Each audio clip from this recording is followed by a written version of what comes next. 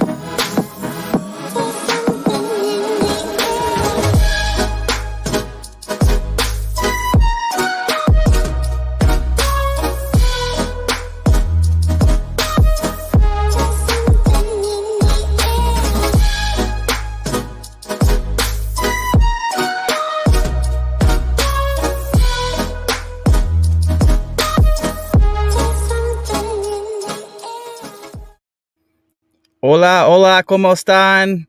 Buenos días, buenas tardes, buenas noches. Aquí en la van, aquí nosotros estamos aquí in la YouTube and live streaming. And thank you all for being here.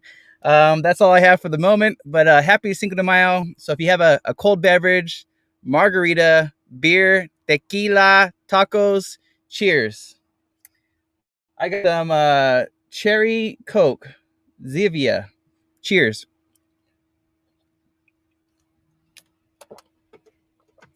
Happy Wednesday to you guys all. Happy Wednesday to everyone here. Let's see who's here. Let's say hello to a few people here on a Wednesday. It's hot here in Southern California. I think it hit about 92 degrees here in Southern California. And right now in the van, it's 90 degrees. So it's a little bit warm, I probably should have went to the beach. All right, let's say who's here. Let's say hello to a few people. Thank you all for being here. And we're going to have some tacos. We're going to be talking about SpaceX. We're going to be talking about Cinco de Mayo and tequila and beer. We're going to have some fun. Let's see who's here.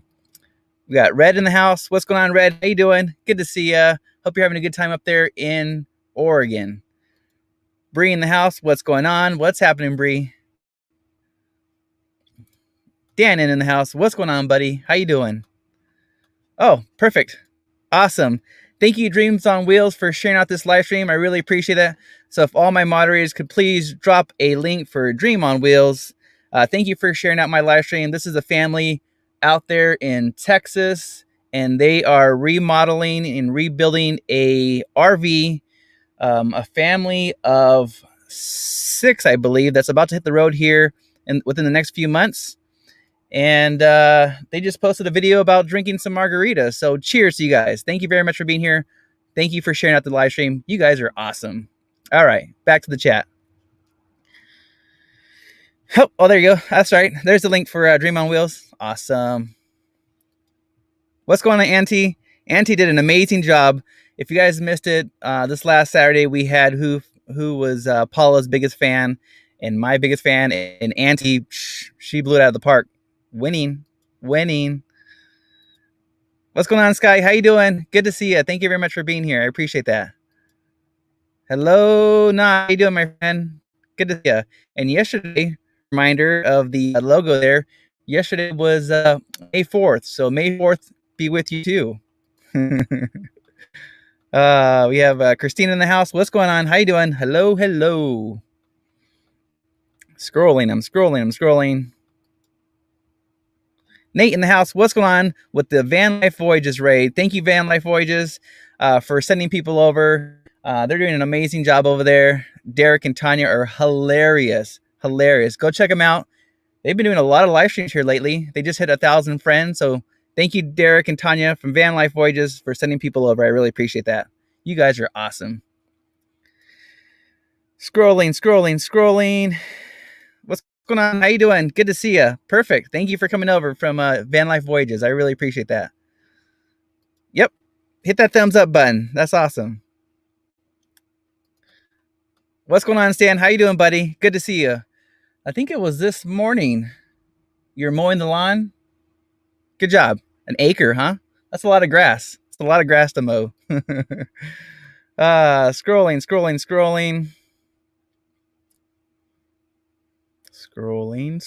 How about if I put some Mexican music on? Do you want to put some? Let me see what I have for you. How about some mariachis? Put some mariachis for you guys. Let me see. How about that one? This is from Epidemic Sound. So hope you like some mariachi music. It always makes me want to dance and have some more tequila. Más tequila, por favor. Tammy in the house. What's going on, my friend? Good to see you. Appreciate that. Yeah, it's party time. Party time. Hopefully you have I know you guys have a nice, was it strawberry margarita? Awesome. Arvine Dunn. What's going on, my friends? How you doing? Thank you very much for stopping by. I enjoyed your video about the gopher. The cute little gopher giving you guys some issue over there. Happy Cinco de Mayo. Oh yeah. Tequila sounds nice. I might be having some tequila. Boondog Charlie, what's going on, folk? How you doing? I'm doing good. It's warm down here. It's hot. Summer is just around the corner. It's just a reminder. 91 degrees in here. It's hot. Scrolling.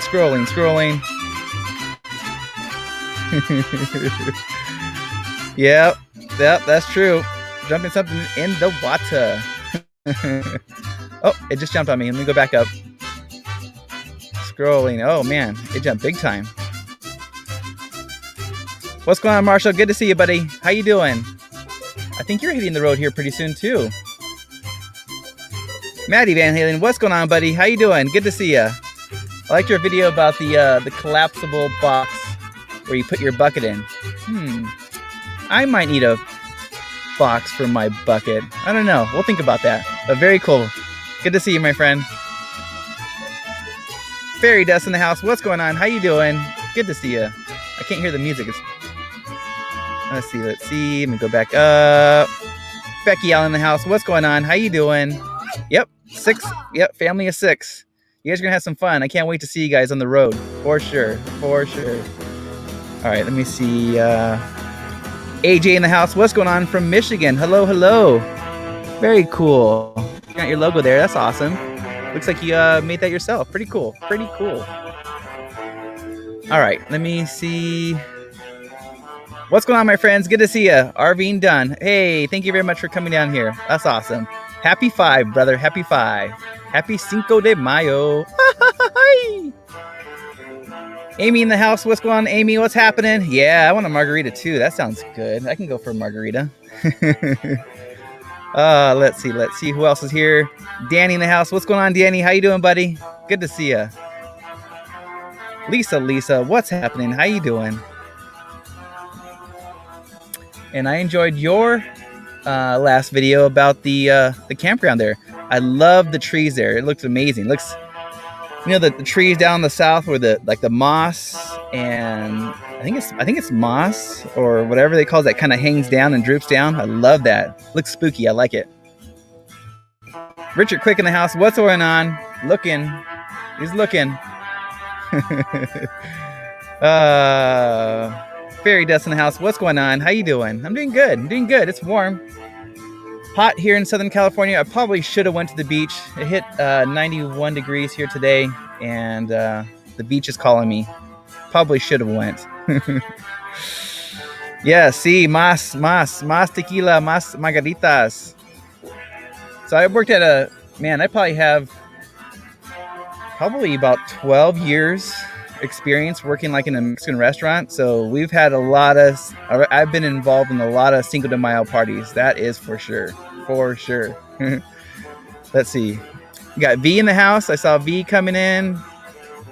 Joy Blessed Life. What's going on? Yeah, we're going to have some tacos. I'm going to make some tacos here in the van for you guys. Diane in the house. Hello. How you doing? It's warm. Warm in here. It's getting hot. I'm hungry for some tacos. Here's V. What's going on, V? Good to see ya. Yep, I need to have some tequila. Tequila, please. There he goes. That's what it is. Some Spanish moss. That's what it is. Yeah, it looks so cool. Those trees look like they could be like, I don't know, 200 years old. They look amazing. Amazing. There we go. Thank you. Thank you. See? Awesome. You guys are amazing. All right. So what else do I have for you guys? All right. So I was supposed to go to the mountains. I canceled that. You know, things change. Some things just come up a little bit. So I canceled that trip. I probably should have went to the beach. I should be at the beach right now having some margaritas, some tequila. I don't know. Maybe tomorrow. What else is going on? So tonight, Paula's not going live tonight. And Gina hit the road. VanLife with Gina hit the road as well. And she's not having good internet. So she's not going live as well. So it's just me. You're stuck with me. Sorry. Robert Macanasia, what's going on, my friend? Good to see you. What else? I'm in actually a different location, so I don't know if my internet is better or worse. I don't know. 38 in the house. You guys are awesome. All right. Looks like V had a good idea. Let me scroll back up. Let's see what's V up to, or what's Naj up to. Scrolling back up. Up. Make us all a video of the beach, Ray. Yeah, that'd be nice. I'll do that. I could do that. On it. It's on my list. Scrolling back up. Sky's enjoying the music. Let me see if I can pop some more. What else do I have for you guys for music? Let's see. Let me share the screen. Can you guys hear that? Oh, you guys can. Whoops. I don't have my earbuds on.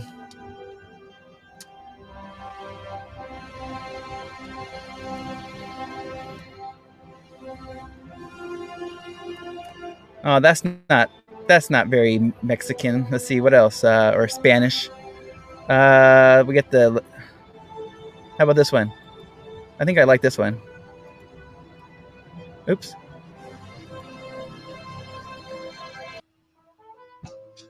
Ooh. Reminds me of like Spanish nights. All right, so I have a question for you guys. First question of the day. See who can Google this the fastest. What is Cinco de Mayo? What does Cinco de Mayo mean? Down here in California, Arizona, Texas, New Mexico, we're always celebrating Cinco de Mayo. So what is Cinco de Mayo? What does it mean? What's the meaning behind it? What happened? I don't know. Why do we celebrate Cinco de Mayo? Why are we having tacos and tequila? Let's see. Let me go back real quick. Let's see if we have any more. See if any answers. We have.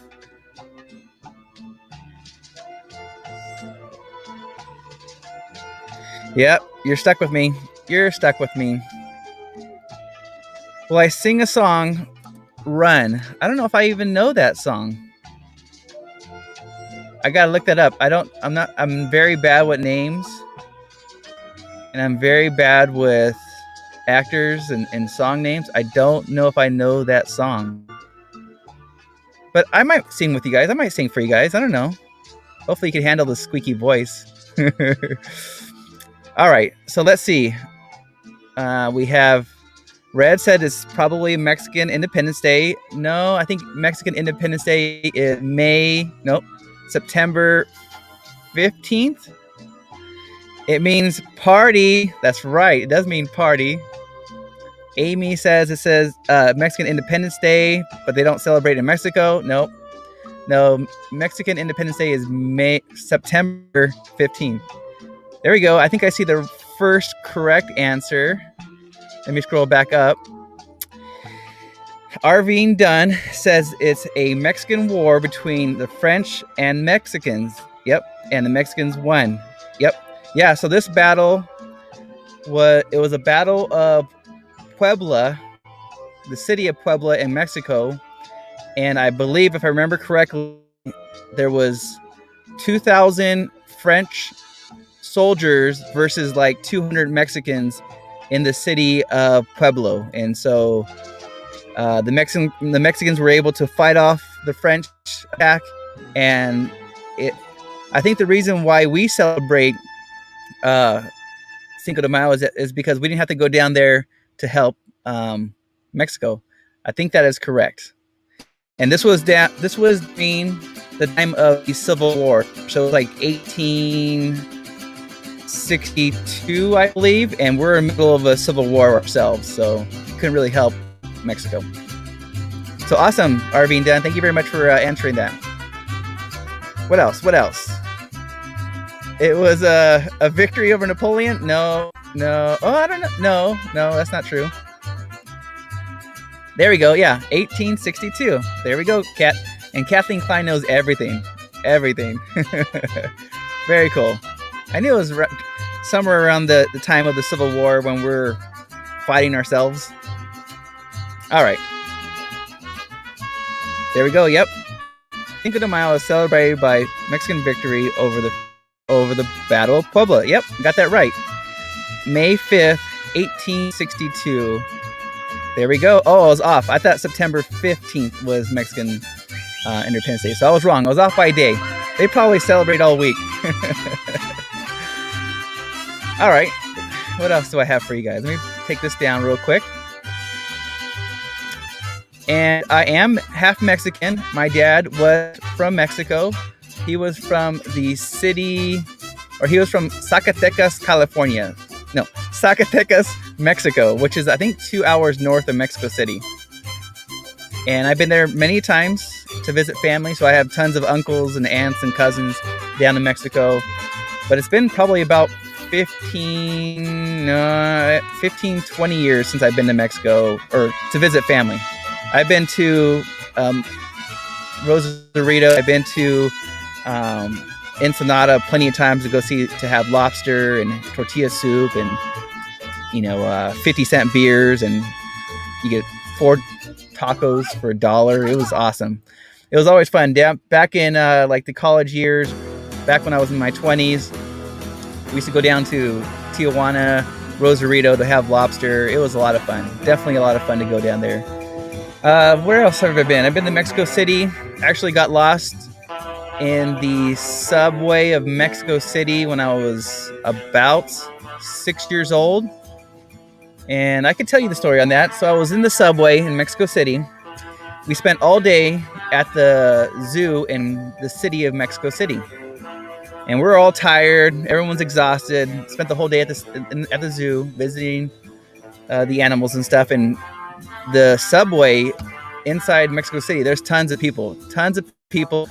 So I was walking into the sub train. The door was about to close, and I freaked out. I looked up, and then there's just tons of people standing above me. I'm 6 years old, looking around. I didn't recognize anybody, and so I saw the doors close, and so I immediately jumped out of the subway, or the sub tram, whatever you want to call it, the sub train, and I could see the doors close, and I could see my family inside the train. So I freaked out. I'm just a white boy, could barely speak hardly any Spanish in Mexico City in the subway system. Tons of people. And I could see my family just going off in the distance, right? The sub tram, whatever you want to call it, takes off. And I'm freaking out. I'm upset, crying. So I go to the nearest guard and explain, hey, I don't speak Spanish, but I'm 6 years old and I'm lost. Yeah, that was pretty scary. That's a story for you guys. All right, what else do we have here? Yeah, what else for Mexico? I've been to a few cruises down to Ensenada, probably about 4 cruises. So from Long Beach, California, I've probably taken the cruise from Long Beach to Ensenada, the 3-day cruise, probably about 4 times, 4 maybe even 5 times. It's fun, quick little 3-day weekend, 4-day weekend trips, always fun. But I've also been to Cozumel, Cancun, Mazatlan. But yeah, it's just fun. It's a fun time. All right, what else do we have here? ¿Dónde está mi cerveza? Tim, you gotta come up here, buddy. I'll take care of you. I got your beer for you. Tim, you're good, buddy. You're good. Let's see. All right. So yeah. So yeah, when I was between the ages, well, quickly after that, I'm like, okay, if I'm gonna be in Mexico, well, not that I want to be lost in Mexico, but after that event, I'm like, okay, I need to quickly learn how to speak Spanish. So I think I started learning how to speak Spanish the age of 10. That's when I told my dad, I'm like, hey, you know what? I need to learn. I want to learn. So we spent all summer. He was quizzing me and going back and forth, speaking Spanish. So that was awesome. All right. Let me go back to the chat, see if anyone's come in. Michael Ann in the house. What's going on? How you doing? Is it a bit too loud? I'm going to go ahead and turn it off. I'm going to go ahead and turn it off right now. Whoop. Thank you for letting me know. I appreciate that. All right. Going back up. We got Tim in the house. Poor little Ray. Yeah, I was afraid. I was definitely afraid. I was like, I'm never going to see my family again, ever. Stuck in Mexico City, which is a huge, what is it, the largest city in the world? I believe. I could be wrong about that. I could be wrong. Let's see. What else do we have here? What else is going on? We got Shebna in the house. What's going on, my friend? Good to see you. Yeah, thank you for letting me know. I did have it a little bit loud. I got a little excited with the Spanish music. Got the mariachis in the background. What else is on? All right, what else do I have for you guys? Oh, did you guys see the space launch? So I'm gonna type in a 1. Let me bring this up. Did you guys see the SN-15 Starship launch from SpaceX? Type in a 1 in the chat if you saw the launch and landing. Type in a 2 if you didn't. That was awesome. So today, actually about an hour ago, a little over an hour ago, SpaceX launched their SN-15, which is their 15th attempt or ship to launch up and to make an attempting landing out there in Texas, and they landed it. They had a successful launch and land, which was pretty amazing, pretty exciting stuff. Let me see if you guys watched it. Let me go back up. And we got Dreams of Will says, yep, they saw it. And Diane says she took 5 years in Spanish. Yep, it's good to know. It's good to know. VanLife Voyages, what's going on? Woo-hoo-hoo! Taco Bell. Kat watched the launch. Yeah, it was amazing. It was pretty cool. It's exciting stuff. They're getting really good at that. So hopefully they'll be able to, I believe their next attempt is, well, obviously it's going to be SN-16, but I believe SN-17 is actually going to be launching into space and making one orbit around the Earth, and I believe they're going to make an attempting landing after that. So we'll see. Naj says, not yet.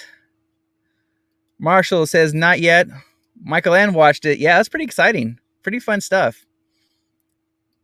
Terry says she watched it. Awesome. Nope, not yet. Not yet.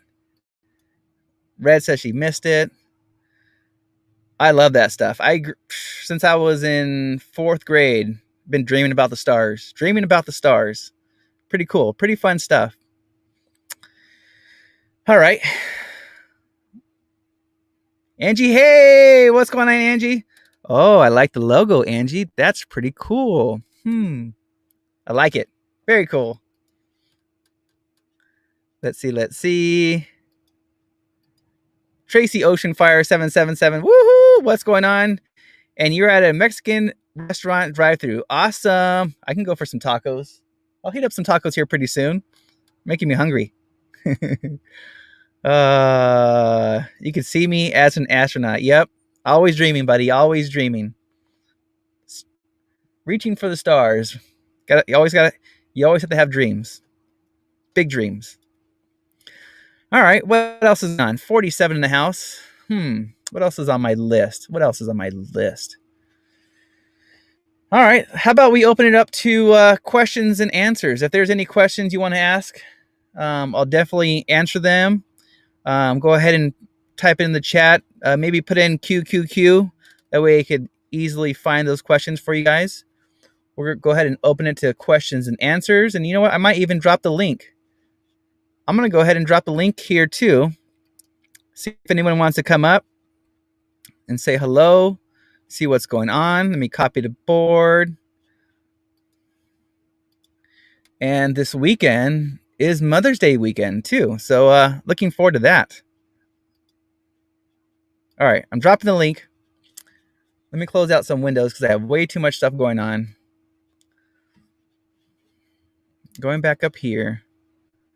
All right, let me take this down. Questions and answers, whatever you want to talk about. Any questions, I will answer them for you. Let me see what else. Ronald in the house, what's going on, brother? How you doing? Good to see you. Yep. You got to keep following your dreams. Absolutely. 100%. It's hot. Hopefully you guys have a cold beverage or margarita or beer or tequila. Cheers.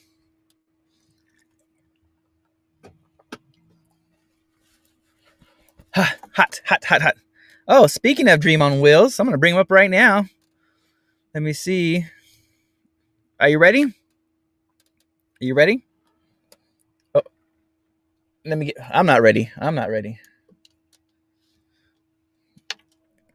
me pop these in real quick. And I hope he has a margarita for me because I saw that tasty strawberry margarita you were having here about an hour or two ago. No pressure. I'm just kidding. I just play with you. He's running. What else we have here? Let's see. We have Shebna in the house. What's going on, Shebna? Let me go back up. Oops. I'm having technical difficulties. There we go. We got B-Bear in the house. What's going on, my friend? How you doing? We have DJ in the house. What's going on? All right, so I'm going to bring him up. This is one of my new friends. We've been friends here now for a couple of weeks now, I think. I'm going to bring him up. What's going on? What's happening? Hello, everybody. I hope my signal's actually doing all right. Not much.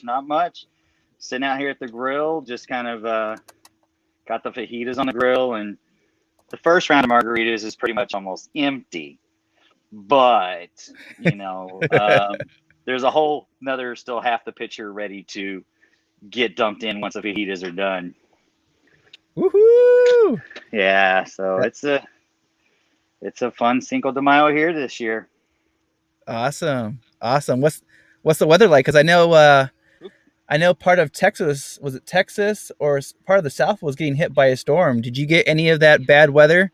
Not today. We have in the last several days. Yeah, every time that there was bad weather running through, the beautiful clear sky did not exist. It would come through just absolute clouds, and I wouldn't be able to see the backyard, the pool in the backyard from the bedroom window where my office is. But then as soon as it stopped raining, about 45 minutes later, sun was out. You got to love the Texas weather, the way it just rolls in and rolls right out. Drop a monsoon, got about 4 inches. And the other day, we got like 4 inches of rain in the backyard in an hour and a half. Mm-hmm. It was absolutely crazy. Wow, that's crazy. Hi, dear. Why don't you come out? I'm on live with Ray. Tell her I said hello. Ray says hi. The whole community says hi. No, we're gonna just make it. Ah, there she is. Can you turn your phone sideways? Bam. Did I fix it? Perfect. Yep. And we're dropping your links down there, so that's awesome. So there you go. Nate dropped your link. That's awesome. If you guys don't know, Dream on Wheels, they just reached 1,000 subscribers here not too long ago, and so they definitely need some help. Ooh, look at that. Go from the other way. Whoop. Going backwards here. Look at that. There we go. Oh, what's on the grill? Fajita steaks. Ooh, Gonna be slicing them up soon. They're almost done. Almost. Yum. It's almost taco time. Fajitas. Awesome. So I know you guys have been working hard. Oh yeah, for sure. So I know you guys have been working hard. You guys have been working on that RV, doing a complete remodel of the bathrooms, the kitchens, the cabinets, redoing the floors. You get the whole, basically the whole inside. You might as well say was 95% gutted. Yeah. There's going to be, there's a few videos because we are massively behind on getting all those uploaded because, we had the stuff going on with my dad and everything else. So we weren't uploading anything else because the video stuff, like I've said before, that's my passion stuff. And I didn't want to put half effort into it. Everybody's like, well, you could have done something. Yeah, I could have, but I want my full heart into it, and it wasn't there. Yeah. So we still were continuing to work. We were still recording hours and hours and hours worth of footage. So we're working on catching them up. I've got those couple that went up this week and I got some more coming out this week as well. But it's, it got quite scary as it got empty. And now you look at it and it's like a whole new beast. Yeah. Yeah. And what I like the best is that you have the whole family involved. You get the kids in there demoing and fixing things and painting things. And it's just awesome to see that, to get the family all involved. Oh yeah. They all got into it. At some point or another, they've all been involved. And it's been great. Of course, there's those times when they all run away and leave me and Mama out there working on our own. But at the same time, there's other times they're like, what can I do? What can I do? And some things that we're doing, it's like, oh, you can't really do this. We can show you, but you can't really do it. Right. So. Right. Everyone's saying yummy. Everything looks good. And fajitas and what else we have going on here. And the question is, what part of Texas are you guys in? We are stationed in Houston. That's Houston, where we Texas. Are stationed at. Yep. And then when do you guys plan on hitting the road? What's the when do you guys think? Well, our one thing that we're really trying to hopefully be prepared for the road right now is if we can have everything ready in time. We plan on trying to hit up to that meet and greet the first week in August. That was Aaron's been posting up in Amana. Because once we hit from there to up, or from here to up there, we can then swing down to see some family members down through Indiana, Kentucky, and Alabama on our way back here. But then we were also told there was another one, I think it was Mayberry, that was first week in September, which would also kind of be on that trip home, which would extend our trip out, but that's okay. We work remotely. And so as long as we've got service, we get to work. Right. Awesome. That sounds like a good plan. Definitely looking forward to that, and looking forward to seeing you guys hit the road. That'd be awesome. Looking forward to that. What else do we have here? Let me scroll back up, see if I missed any questions. I think I lost you. No, I'm still here. I muted it for a minute. I need to tell her something. Oh, okay. And a question for me. My battery pack, because I just realized that my phone suddenly wants to die. That's all right. Go ahead and go if you need to. No, we're good. She's grabbing my battery pack. Oh, okay. All right. So I was starting to think that I started realizing I was glitching, and I wasn't sure, and I realized that my battery is low, and that might be why it's not reaching the Wi-Fi directly. Yeah, that'll do it. Yeah, I've taken that cruise ship where it stopped off on Catalina Islands. Yep. Fun stuff. I was supposed to do that one year, and a matter of fact, actually, the one we were looking at right before COVID hit was going to stop through there. And then, of course, COVID hit and everything got canceled and stopped, and that was the end of that. Oh yeah. I got it. Thank you. Yeah. Yeah, I think I know that guy that did the logo. All right, so what's next for the RV? What else do you have to do on the RV? Right now, well, the other day when we were doing that live, we were actually stopped mid-project because that day we were supposed to get the countertop done in the kitchen. That was the main goal for that day. But because we got excited, we were enjoying the live. We stayed on the live longer than what we were supposed to. Countertop didn't get done. So actually this week we have actually taken off from doing anything at the RV or with the RV. It's back over at the storage place. And we've just been working on some stuff around here at the house that need to be done and getting preparations ready because some point this weekend, we are going to be doing a couple pop-up lives because we are actually going camping for Mother's Day. Awesome. So we've got a place that we found to go to that's got a watering hole and everything. And so Mama wants to go camping. So we're going to go camping. And it's been an interesting debate because I'm a minimalist camper. You know, I always have been. That was just the way I was raised with camping. You take the absolute bare minimum because you actually, with most places when I grew up, we went camping too. Everything had to fit in your backpack. Yep. You know, and even the kids had to be able to carry their own stuff. So I was, raised very minimalistic when we go camping. Mama is more of a glamper. She is definitely more of a glamper. So she's been working on trying to take the entire kitchen food supply. And I'm like, baby, we don't have to. We don't need it. But she's like, well, we got 4 teenagers. I'm like, we'll be okay. They won't die. So they're going to be having too much fun playing around in a water hole. They're not going to eat as much as you think because when we're sitting at home not doing anything. Yeah. You know, so we're going to go camping this weekend, and, we're going to probably do a couple pop-up lives here and there as we're just enjoying it around the campfire and everything else. So it should be a fun weekend. And then come back next week, bring the RV back and get back in it. Hit that grindstone. Back to work. That's awesome. Yep. Work during the day, get off work, and go to work in the RV. You guys are busy. That is for sure. That is for sure. We got Lance in the house. What's going on, Lance? What's going on, buddy? Oh, we got a friend in the basement. Nate, are you ready? He's coming up. What's up? What's happening? Look at this guy. What's happening? Not a whole lot. I just thought I'd pop up and say hi and hang out with you guys. Cool. Hello, Did I just give feedback though?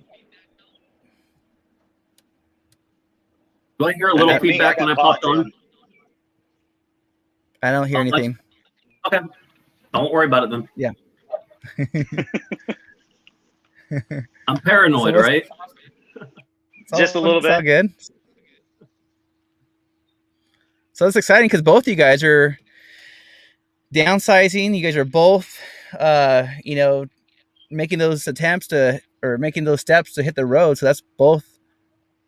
You guys are almost on the same spot or same place right now as get ready for the road. So that's pretty cool to watch that and making those decisions. Hey, do I need to keep this or do I need to get rid of that? So yeah, that's pretty cool. Yeah, we did that game last week, and Ray, you watched it and you were giving feedback, and I really appreciated that. Those were really things that, I'm thinking about. I'm like, can I get rid of it? Do I really need it? And then there were some comments you were like, now that I think about it, maybe I changed my mind. So it's kind of nice to have that sounding board on some of those in-between items that people that have done it really do provide a lot of quality feedback for making those decisions. Yeah. I get to have fun with it because I actually lived for a year and a half in my RV. Yeah. But United never has. And so it's funny, like there'll be things, oh, you're going to have this and this. And I was like, baby, that space in there will disappear faster than you ever think. I said, I love you, and you go right ahead, and you enjoy thinking of what all you're going to put in there. But when it actually goes to packing it, you're going to find you're going to be cutting off more than you actually thought you were going to have to cut off the list. It's like, oh, no, it'll be only a few items. So we'll see. I'm telling you, I was shocked with how much does not fit in there. Even though with our redesign, more will fit in there than did fit before, because a lot of the things that we are doing has reduced weight. There are some items that, like we've talked about before, there are some items that are a little bit heavier than others were to be something more durable and stronger than before. But then others that have just I was really surprised with how heavy some of the items have been, particularly those countertops. That just has been the biggest shock to me, is how heavy those countertops were in that RV before we took them out of there, and just how much weight. I mean, the kitchen countertop alone was over 50 pounds. No sink attached to it. It was over 50 pounds. Beast. That's crazy. See, now when I started van life, I knew right away that there was valuables that I wanted to have with me, or at least always have. And so I have always wanted to have a storage unit. And so I've had a storage unit for going on 4 years. And I could foresee myself continuing to have a storage unit. What's you guys' thoughts about having a storage unit and keeping those valuables that you don't want to have with you when you're traveling? I'm all for it, as I've done it before. You know, we just recently had to go and actually clear out my storage unit that I had for over 2 years from when I had downsized and everything else. And we just went and, you know, and the funny thing is like there was a lot of things that back then I felt were so valuable and I was going to have. And, you know, I just put them into the storage unit. But at the time, I wasn't planning on living in my RV that long. I honestly thought I was going to only be living in it for maybe 4 months at most while I moved from one state to the other, was switching with my job's location. And then to come to find out, I ended up having the storage unit for 2 years. We went back to clear it out, and over half the stuff that was in there, I said, donate. Yeah. And that's kind of where I'm at. My goal is I might bring a box or two to either my dad's or my sister's or both. But my goal is to not do a storage unit, to get it down. And if I really need it, it comes with me. I've done them in the past, not recently, but like maybe a decade ago. And I kind of had the same experience. You pay for a storage unit and you pay $50, whatever a month it is. It's been a while. And you go back and you've been storing, you've paid like $1,000 to store a bunch of crap that maybe could sell for $100, you know? And so I'm in my decision, because also I'm deciding to go permanently on the road, right? So I don't plan to be back here anytime soon. So that plays into it too. But my decision is I am doing everything I can to not have a storage unit. Yeah. But that's a lot different than you, Ray, because you're kind of local, right? You have kind of a home base that you return to. So it's a huge difference in making that decision. Yeah. And in the future, that's going to change. You know, right now it's in Southern California because it is my home base, but eventually I want to move it to like Northern Arizona. I think in the future down the road, Northern Arizona or the southern part of Utah will be my home base. So I think I'll move my storage unit base there. That way it could be like a centrally located between the states that I want to travel within. But there's definitely a lot of valuables that I have that I'll never want to, or I don't want to get rid of, but I don't want to have it with me either. So whether they're pictures or photos or other gear that I just, you know, don't want to be in the van, visiting these places and way down the van. And that way I can keep summer gear with me. And then when it's wintertime, I can switch to winter gear and then, you know, make that transition throughout the seasons and stuff, or in hobbies too, whether it's a kayak or a motorcycle, I could have that stuff there when I need it. And then I could have it. So what else is going on? Are you getting any bad weather there, Nate? We've been lucky. We had a hailstorm the other night that kind of popped up, but it wasn't very long. I think we've got a lot of rain coming in over the weekend, but I don't watch the news that much, so I kind of look outside. In tornado weather, I probably should be paying more attention, but I'm in the house. Once I for my schedule, I do my last final tomorrow. I drop off my trailer for some tweaks that they're supposed to do for it on Friday, and then I'll probably move it to the park next Monday or Tuesday and technically be living out of it by then. At that point, I need to be watching the weather closer. Yeah. So I normally wait till it pops up on my phone and tells me here's the bad weather. That's what I normally do anymore. You know, I mean, when I was living in my RV, I was paying way more attention to it. But here in Texas, I mean, they can tell you it's about the downpour, and then I'm looking in the sky, wait for the next 12 days and see nothing.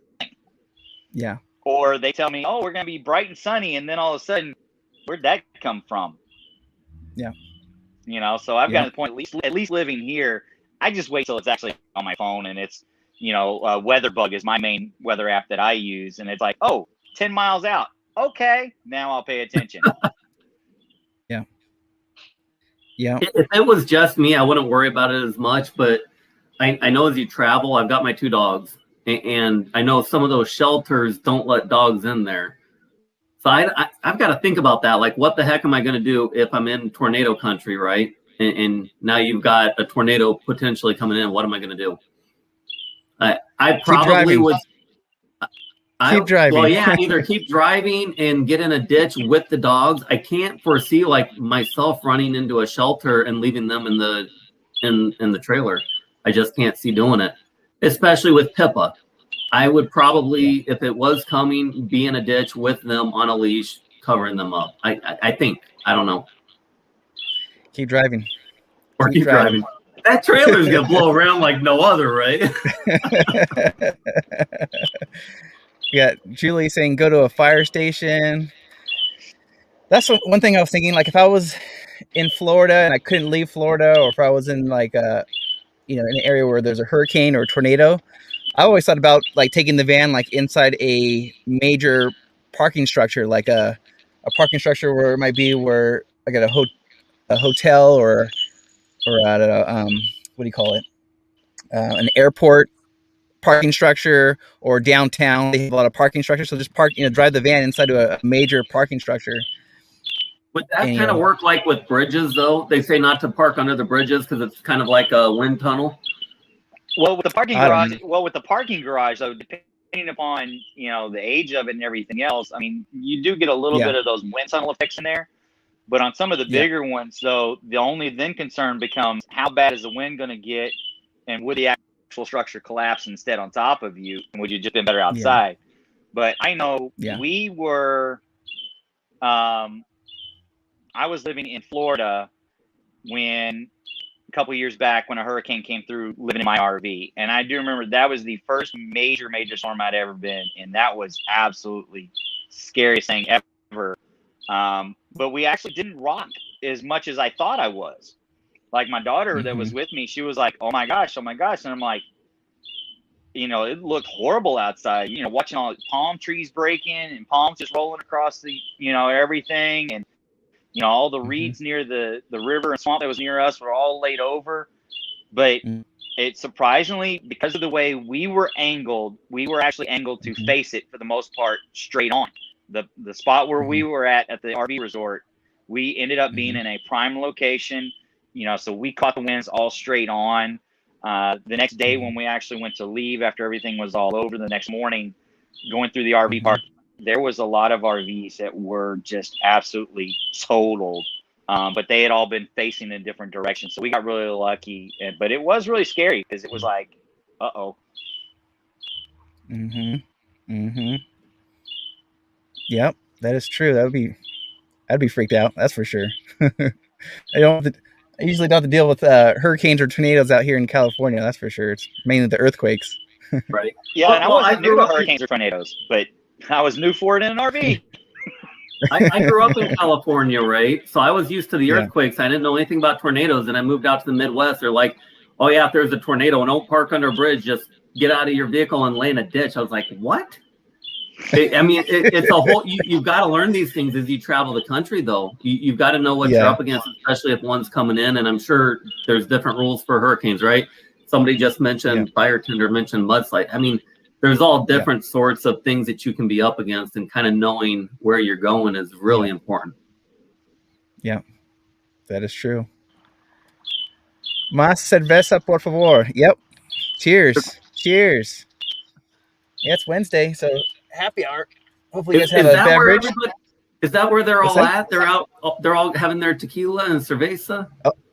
Oh yeah, they're having fun. What? It's empty. Somebody needs a refill. Somebody needs a refill. Time for refill. The heaters are done. Are you in there watching? Oh my goodness. Instead of just coming out here, you in there watching. You gotta quit being so camera shy. Don't shoot me. I'll tell on you. All right, well, everybody, it's been great. But it's time for more drinks. The food's been done, and if I don't hurry up and get it in there, the children might eat mama. Thank you very much for coming up here. I'm looking forward to following you guys and for sharing out the live stream as well. And if you guys don't know Dream on Wheels, go check them out. They're a great family. They're about to hit the road. They're rebuilding out an RV. And so I'm definitely looking at stores and following your journeys. And we'll see you on the road, buddy. We'll see you on the road. We'll see y'all later. Bye. Good to meet you. All right. Bye. Yeah, cool. buddy. I haven't met him yet. That was pretty cool. No. No. As I was sharing their link for you, I was like, my gosh, I got to check these people out. They look cool. Yeah. Very nice family down there in Texas, and totally gutting out their RV. Remove all the stuff in the bathrooms and the kitchen, the cabinets, everything. Complete remodel. It's a lot of work. Looks like it's a lot of work. I don't have those skills, so I really respect the people that do. Like, maybe someday I slowly learn it as you have to troubleshoot your own stuff, but yeah. What's going on, Carol? Good to see you, my friend. We got Robert in the house. What's going on? What's happening? Who else came through the door? Let's see. Robin, Jan, and Jane. What's going on, my friends? How you doing? Scrolling up. B-Bear in the house. What's going on? How you doing? Yep. Turn around and drive away. I agree. Keep driving. The hurricanes are nice because you have the warning, right? It's not like with the earthquakes or the tornadoes. You kind of have an idea of a storm, but 99% of the time you don't care. But yeah, you're right. Hurricanes just drive away. Keep driving. Got Amy in the house. What's going on, Amy? Who is she? Joy. Who is that woman? Joy, bless life. What's going on, my friends? What's happening? Julie in the house. All right. So you said that you're almost done with your class, and then you said you're moving into an RV resort park kind of thing. I've had the trailer, right? It's been parked out front. So I finished my class tomorrow. If I get a D, I get an A. So I'm not too worried about it.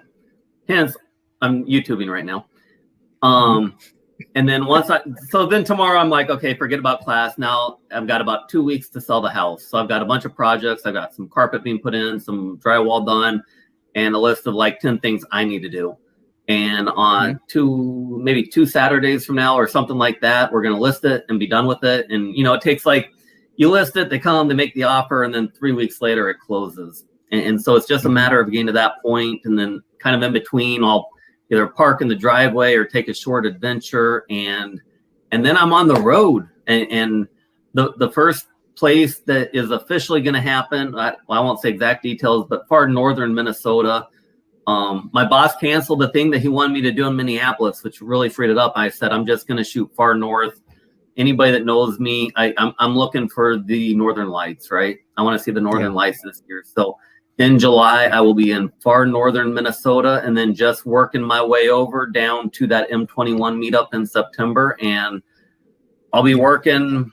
I think my boss, or I do, part-time work for a guy, and I'll work about 1 week a month to pay some of the bills that won't quite cover everything, but later down the road, I might work from a little bit more. We'll see how it works, right? We're kind of doing this test. We've been in kind of a test phase. It's been working well, but no, Ray, you don't understand this last week, the itch.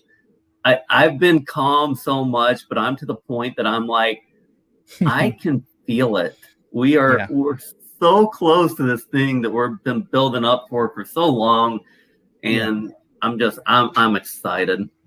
Yeah. We'll see how the dogs do, but and so you've mentioned that you're thinking about changing your live stream schedule. So I know you have tons of subscribers, and you're trying to work on your watch hours. So you're thinking about doing Sundays out here. You're thinking about doing lives on Sundays now. My official announcement comes out tomorrow, but it's no secret. I'm going to change up 2 things. You're okay. I let them know on VanLife Voyages. They mentioned it, and so it's not a secret. Heck, I want it out there, right? You don't have to hear it on my stream. But what I'm going to do, I've been giving it some serious thought. I'm working on hours, obviously. My subscribers have been amazing. They're all over the world, though. I don't even know if they know that they might not even be able to listen to my live streams because my shorts are of the dogs, right? So you don't even need to speak English to like those. But so what I'm going to do, I was struggling on Thursday. It was a little bit later than I wanted, but I'm going to keep my Thursday live streams. But I'm going to give up that weird 9:50 thing I did, and I'm just going to call it 10 Central. I had the intent of getting through the hellos and everything, and I just need to get better at it and kind of, it's just kind of weird.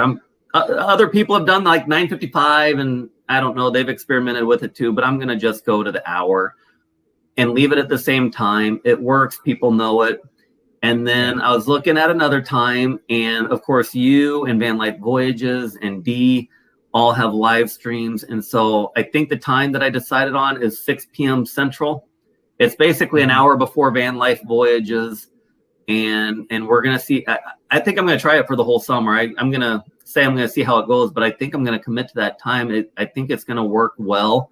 I work with them, I work with you, and I know the people well. So I'm excited for it. The thing I've got to figure out, I've kind of had my format for my Thursday night lives, and I like it. I really do. I like having the co-hosts come on, but I probably won't do quite the same show on Sunday.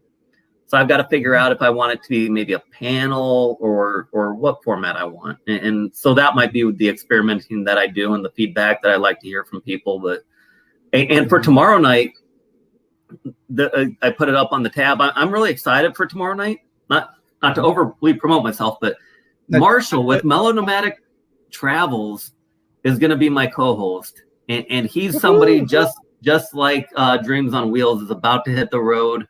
He's going to hit the road around the same time I am, so he's there's going to be some quality discussion around that. I'm going back. I'm doing the same game we did last week where you guys provided me feedback. I got a few more items that after the fact, I was like, I should have asked about these. And I think Marshall, one might be music related. We'll see. But he'd have some good thoughts, I think, on it. And also he's going to be going to that M21 meetup. So I just thought, what a fabulous person, the timing and everything. I just think we'll have a great conversation. And then I don't know if I can say this or not, but I'll say half. Marshall, maybe you can put in chat if I should shut up.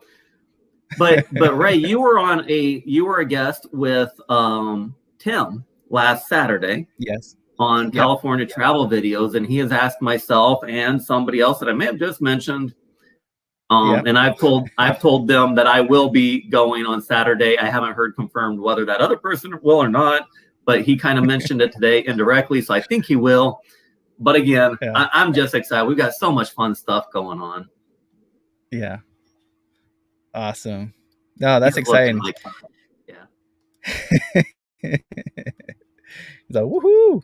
Awesome. No, definitely looking forward to that then. That's cool. Yeah, that's exciting times. Hitting the road, like you said, itchy feet. Like you've been building on it, you've been working on it, and you're almost there, and you can taste it, you can see it, and it's just right around the corner. And it's life-changing, right? This is a whole new chapter in your life that you're going to go out there on these adventures and these journeys, and man, that's just exciting. That's just exciting.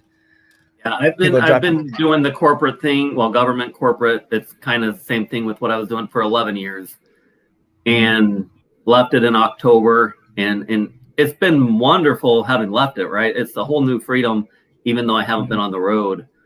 But yeah, it's going to be a completely different game. I was telling Amy, I'm like, school's about to be over. Once I get the house sold, I don't know what I might have too much free time. We'll see. We'll see. I took that. You guys voted on that bicycle last week, and I was excited that people actually said take it. So I took that out today for a very short bike ride. My legs are already hurting, but so to do that, I'm thinking bicycle ride videos, drone videos, just a new place once a week, and just parking for a week and then going. A little bit different than VanLife, because you can hop. I'll probably go 1 week at a time to a new place, really fully indulge in that location for a week, do a bike day, do a drone day, that sort of thing. And so, we'll see. I don't know. It's so cool. So, are you a member of any of like the RV resort memberships? I don't know the names of them. I forget the names of them. I'm not. There's the one I'm maybe skeptical on is that hosting one. What's it called? What? Oh, somebody can maybe welcome.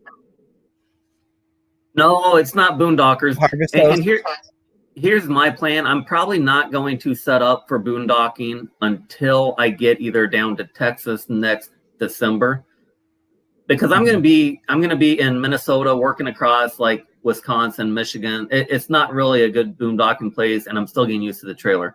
Once I get down to Texas next December and start going west, that's when I'm going to start thinking solar and that sort of thing, because then I'm going up to Alaska the following summer, right? So when you go to Alaska, you need to be able to boondock. But so for now, I'm Harvest Host. That's the one I'm thinking of.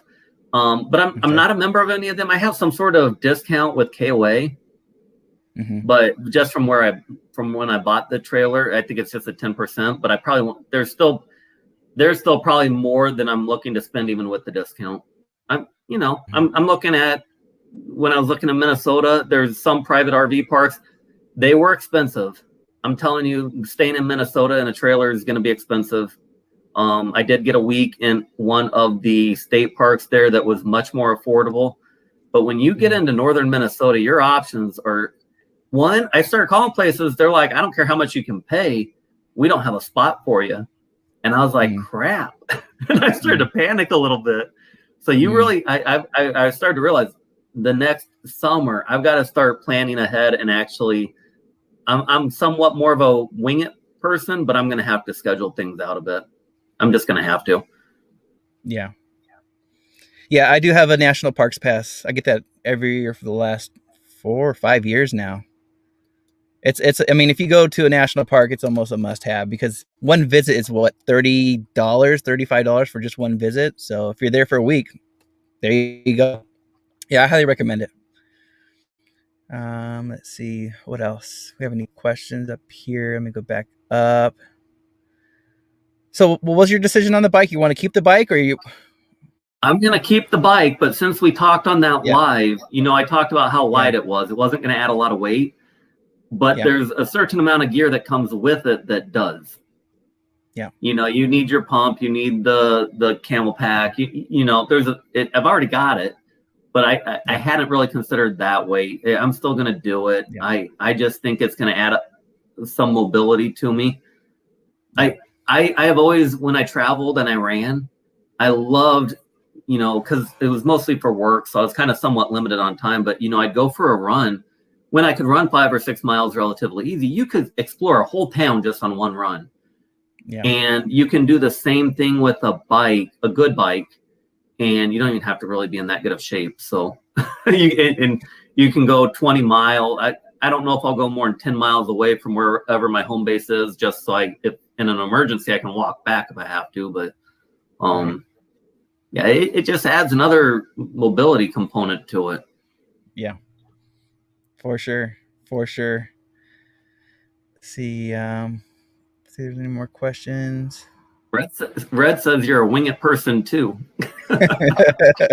Winging it. Oh yeah. Well, it's easier in a van, much smaller in a van, and out here in the West, I know a lot of places where I can go to, and there's a bunch of apps out here, and there's a ton of BLM land and national forests out here. There's a crazy ton of places to go and visit. I am jealous of your mobility because of that. But like I said, we all have different circumstances, right? I need electricity because of the dogs. Yeah. And at least because you pull up your 90-degree thermometer and I'm like, nope, I can't have my trailer gain to that. Not because I might be able to do it, but not for the dogs, right? So yeah, 100%. And I'm willing to put up with it and pay for that stuff to have them along, but yeah. Ron Darrell saying, yep, the East Coast is expensive. Let's see what else we have here in the chat. What else is going on? So where are you at now? I'm in Southern California. I should be at the beach. Yeah. Your home base area. I'm in my home base area right now. So I'm going to go visit Mom for Mother's Day. So I'll go over there this weekend, visit her and the family, and then I need to make a run to the mountains. The mountains have been calling me too. So squeezing a couple of hikes in here pretty soon, and then the Grand Canyon here in the next month. And it should be fun. That was one question when you guys had that biggest fan game. And, you know, I kind of sat out. I said I keep score. And I've probably watched more Paula, and I learned about you from Paula. So I probably know more about Paula than you. But yeah, I started to learn. I'm like, no, I've watched a fair amount of Ray because I know a lot of these questions. And that was the one that was like, come on, people. You got to know this. Grand Canyon and Mount Whitney? Come on. Yep, my favorites. Let's see, B-Berry saying, yep, you need solar, my friend. Yep, solar's the best friend. But what I've read is, you know, in Minnesota, I mean, you're within the trees, and when you're in the north, you're more in the trees, so you can't rely on it, and you don't. Even then, you still have to have a place to park. I don't know. So how do I do the comment picker on? So, okay, let's go ahead and do that now. Everyone type in, what did I put as the call out? Everyone type in tacos in the chat. So if you want to be part of the shout out, type in tacos, and I'm going to pull up this wheel, and I'm going to go ahead and explain how I do it. So on StreamYard, you have to, so if you're on StreamYard, you need to open up another window, and you need to go to streamyard.com/giveaway. And it's going to look like this. Screen share.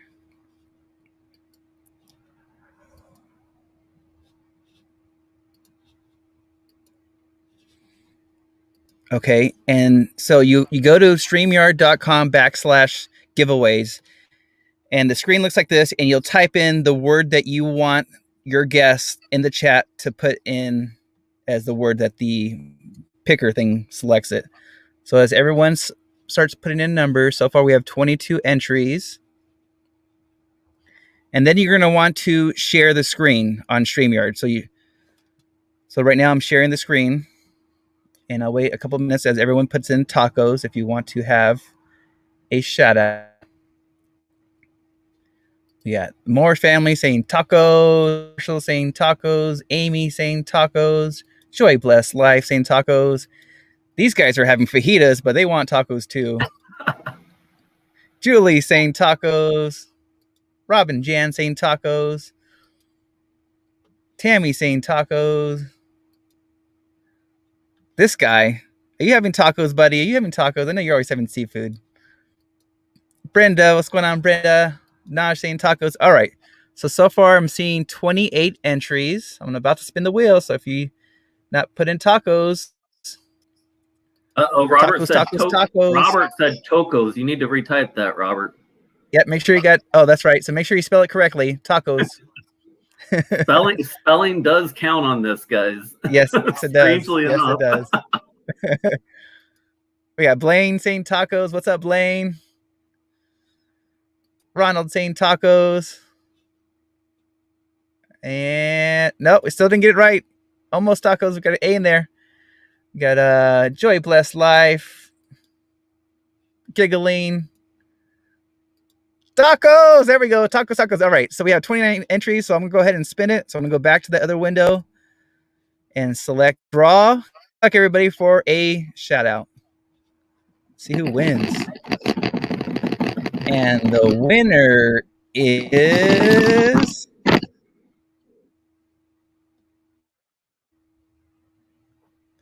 Naj. Congratulations to Naj. And let's see.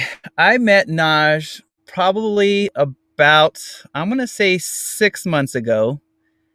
And I met her at Roy and Becky's Travels. And so I think we've been friends for probably about 6 months now. Naj lives in Florida, and I think her next trip, she wants to go to the desert and the mountains. And she travels, I believe, in a trailer. And obviously, she's a Star Wars fan. And I believe she works in the medical profession.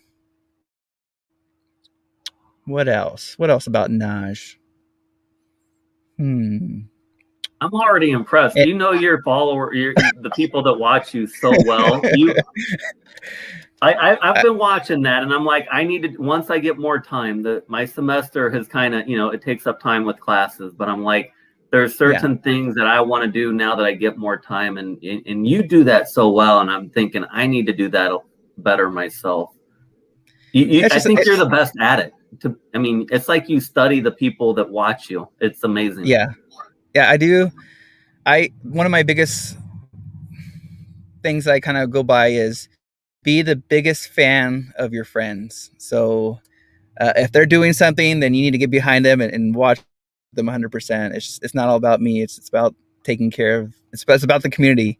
And so I'm actually more excited. My biggest goal is to know more about the people in the chat, people that come watch the videos, people that make comments. And I always go back every time after every live stream, and I read every single comment. So I definitely do miss a lot of the comments and questions, but I do read them, and then I study it. So Naj, thank you very much. I'm hoping one of these days that you'll start producing some videos when you go on the road. And thank you, Naj, for being a friend. And I always see you on Roy and Becky's live stream. I always see you on the RV DJ's live stream. So thank you for being a friend. You're awesome, and congratulations. Whoop, so that's how you do it. I agree. She's an amazing supporter. I see her name everywhere, just supporting people. And yeah. Awesome. All right. What else is going on? It's been an hour and 11 minutes.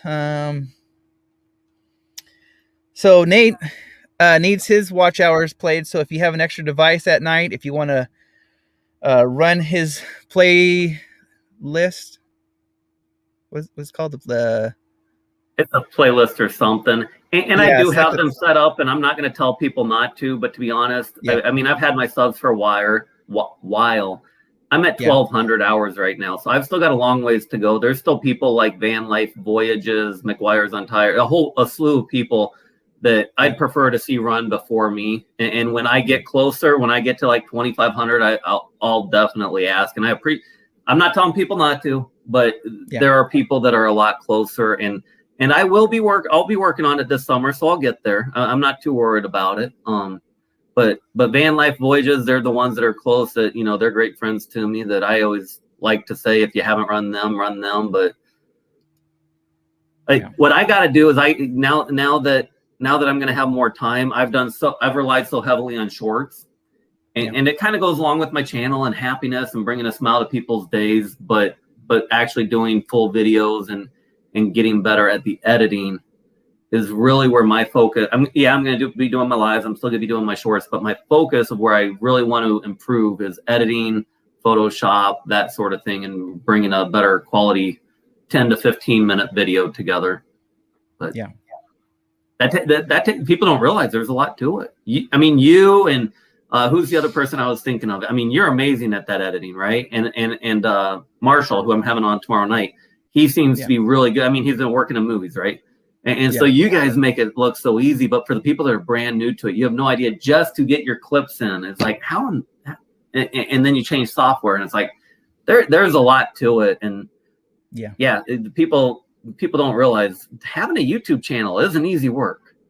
People put a lot of time and effort and blood and sweat and tears and their heart into it. So it's definitely time consuming. It does take a lot of work, a lot of planning, what you're going to say. And then actually, when you actually hit that record button, it's hard. Like you start, like me, fumbling my words and getting nervous and what am I supposed to say? Or am I saying it right? Or, it's definitely a challenge. And then another whole element is once you get in the public, like if you're at a national park and you're trying to vlog, or if you're by a RV, or by the beach or somewhere, you have public people, you see people watching you record yourself. It's just a whole nother level of.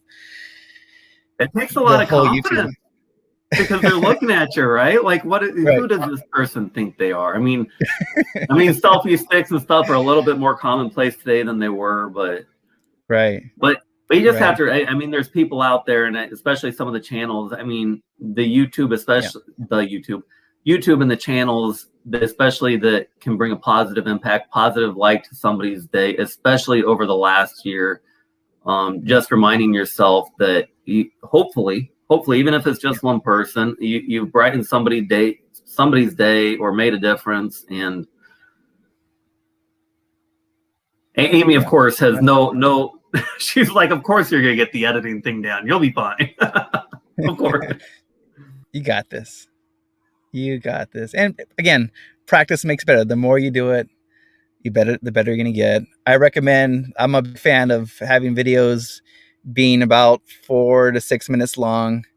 And then the more you do them, the better you get, the faster you get at it. You learn tricks. And then, I just, I find if I shoot for 10 minutes, it ends up at 4 minutes because especially early on, I shot so much and then the feedback I got was you need to cut it down. And so if my first draft or whatever I envision is 10 minutes, it ends up much shorter once I'm really honest with myself and say, does somebody really want to watch that extra 5 seconds of that little pit, 10 seconds of that? And the more you cut down, the more entertaining it is. But then all of a sudden you've got a 3 to 4 minute video. Yep. 100%. All right. Well, let's open it up to questions and answers. So if you guys have any questions for me or for Nate, I'm going to go ahead and drop the link. If anyone else wants to come up real quick as I make my tacos, I'm going to make some Frito pie, some walking tacos.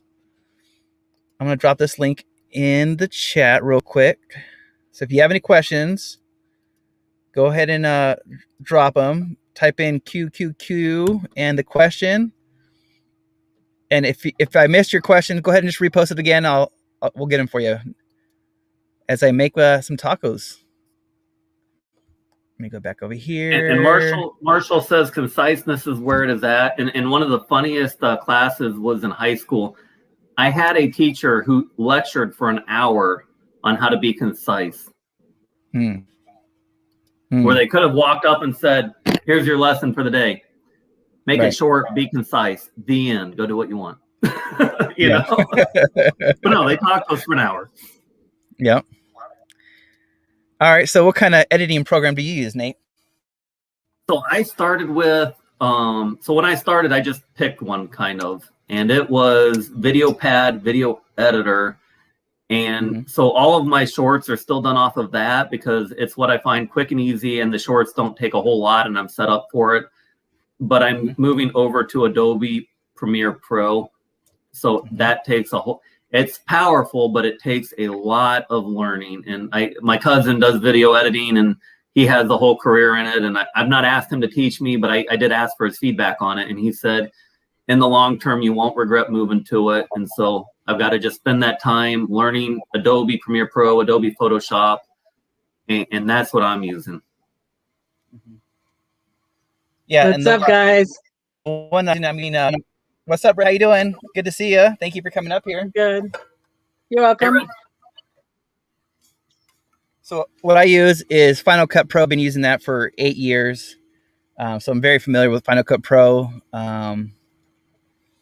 It works for me. The reason why I like it, it's a one-time deal. You buy it once and then you have it forever.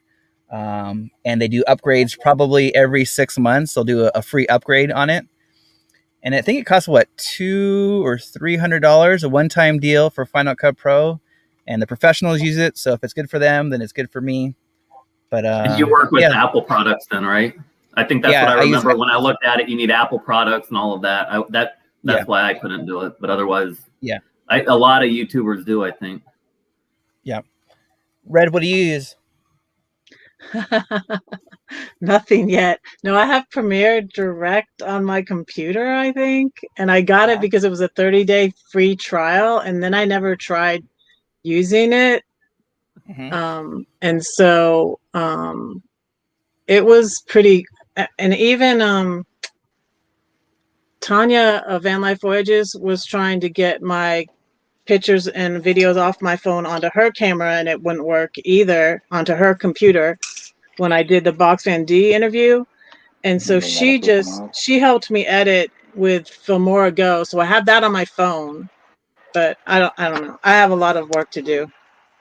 And I'm just on lives all the time, so real quick, because I think they asked this before and we let it pass, but Rob and Jan, their question that they asked and retyped was, does M21 book up early? Is it for vans too? Boondocking only needed? So M21 is in Merrill, Michigan, September 24th to 26th are the official meetup dates. It's at a normal campground. I can't remember the name of it. It's got hookups. You could bring a van. It has no problem. I think it's about somewhere around $30 a night. But everybody's welcome to it. It's nothing private. I mean, it's basically we've set, or not me, but Kevin with Wherever He's Staying set up a campsite, and there's a whole row of people. I think there's like 25 people signed up right now. But if you want to go, you can go book it and then join the part of the festivities that you want. And there's kind of two rows that most people are on. Because of my dogs, I booked away from everybody else, but there's nothing saying that you have to book in those two rows because there's really no rules to it. So Hello, gentlemen and ladies. How are you? What's going on, Lance? Not bad. I had to come up here because you had been on so many of my lives, Ray. I said, I got to come up on Ray's at least once. And you're usually so late at night that I'm sleeping. So happy Cinco De Mayo. Happy Cinco De Mayo. Cheers. Yeah. I want to get water. I got no. That's all right. That's all right. Whatever. Water, coffee, soda, tea. Cheers. Okay. Hello, Nate. I read. Hey, I'm going to add one thing just because of what Rob and Jan just typed in. They said, thanks. We just have to wait until to see if the borders open up. That campsite, the one thing the campsite has agreed to, if you call and book by phone and you're Canadian or from another state, you don't have to do a down payment. And if there's a reason like the borders don't open, you never have to pay and it just cancels. So they've worked really well with that. If somebody from Canada does want to book it, the thing is you just can't book online. You have to call them and let them know. I don't know what's going on. Hey, Joy, how you doing? Can you see me? Hi. How are you? Cool. Hey, good. I just wanted to encourage everybody who is, can you hear me? Yes. Yes. Okay, I wanted to encourage everybody who thinks you have to do your hours with live streams. You don't. Because I got my 4,000 hours pretty much through edited vlogs, and I'm not even got my 1,000 subscribers yet. Yeah. No, there's two ways you can do it. I think you do the regular video forms and live streams, and then I think the shorts is the only ones that doesn't count, right? They don't count for watch hours.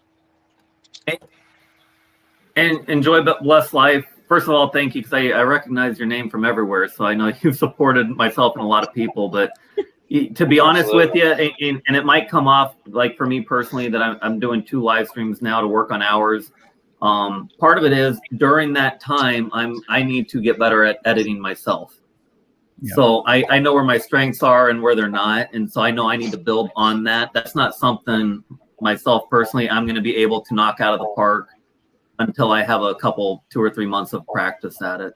So, and it's definitely coming from somebody who has used lots and lots of different editing programs, because I actually went to school for it. But with every program, no matter what you choose, you're going to feel clumsy with every last bit of it at the beginning.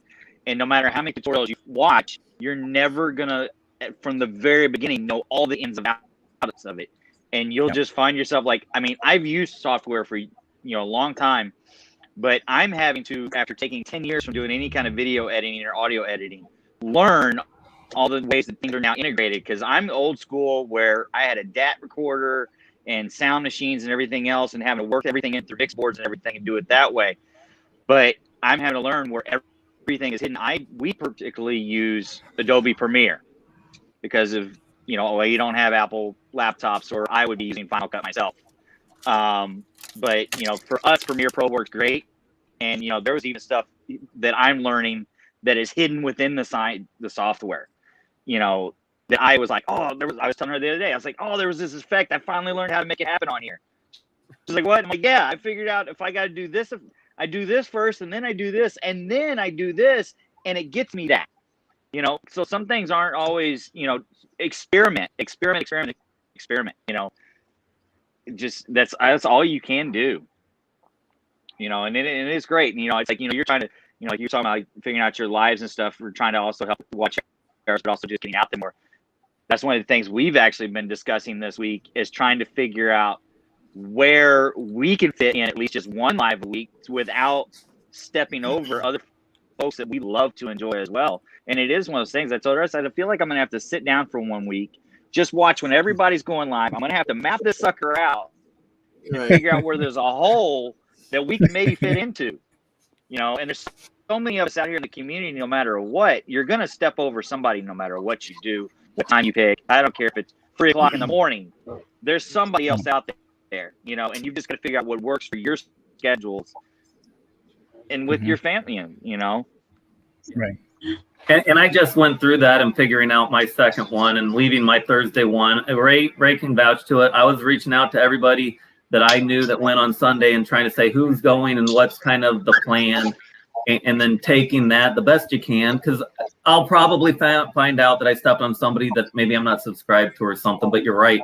We're to that point that at some point people do just have to say, I'm going to go at this time. And but at least try to be nice to other channels. I think everybody appreciates it, as long as you're trying to work with everybody, that we all know that there's too many, right? And but I shouldn't say like too many. It's not too many, because to be honest with you, if people have 2 or 3 options for something that they might like, we say, well, we want to think that this takes away from my channel. But the truth is, and the way I look at it is, if there's 2 or 3 options at a time, whether it's the same genre or different genres, that means somebody can turn off the TV and turn on YouTube and find content that they like. And that grows the whole community. Yep. And so the short-term thinking is thinking that somebody's not on your stream, but the big picture thinking should be that the YouTube community is gaining overall. I don't know if that's a little bit too kumbaya and optimistic, but that's how I it is. And that's like, well, I'll take where if I have a couple people that I really love to hang out with both of them, then I will bounce back and forth between both of their live streams, you know, to try to interact and participate with everybody. But then I'm ultimately going to be on one more than the other. But then once they're both over, I go back and fully watch them, you know, to see what did I miss or what did I not participate, and then, you know, commenting on them from there for those who do upload their lives after they've, you know, broadcast. Because not everybody does. You know, some people choose not to. Yeah, and down below, Marshall put it in the chat. Going Green Mom has a schedule and has a really good schedule on how many people go live and when they go live as well. Cool, Chi. Me. What's up, Robert? How you doing, buddy? You, Nate, or someone who's going live at all. I'm just trying to encourage the people who aren't comfortable doing that, because there's some people that are going on this dream to, you know, to go on YouTube and stuff like that, but they are not comfortable going live. I'm here to encourage them that they can reach their hours if they don't go live, because I did. We just recently started going live. And so they could do edited vlogs, and they just have to be creative with it. Because I started posting my vlogs in groups that were like-minded to what I was vlogging. If somebody's a cooking channel, they post in cooking. If somebody's a travel channel, they post in traveling groups and things like that. And they hashtag whatever they're vlogging so that they get the attention to it. You go to Google and you find out what the great hashtags are for that particular thing you're vlogging, so that you get your videos out there. So that's what I'm trying to do, is just encourage people that aren't comfortable going live, that they really can reach their hours. Because I reached my hours way before, you know, I'm still way short of my subs. Because a lot of the people that watch my videos aren't even logged into YouTube during that time. They watch it as a guest. Right. So I earned my hours, you know. No, that's a great point. And in long term, I think doing good videos that will Johnny calls them evergreen or something. But the videos over the live streams is probably the best long-term strategy anyways, right? Because live streams are typically, if you can go back and watch them, but for me personally, I try to, but a lot of the time it's the interaction, right? It's the live interaction that make live streams fun. Absolutely. But once it's over, for me, it doesn't draw me in after the live is over, because you're not interacting live with the person that you're there to see.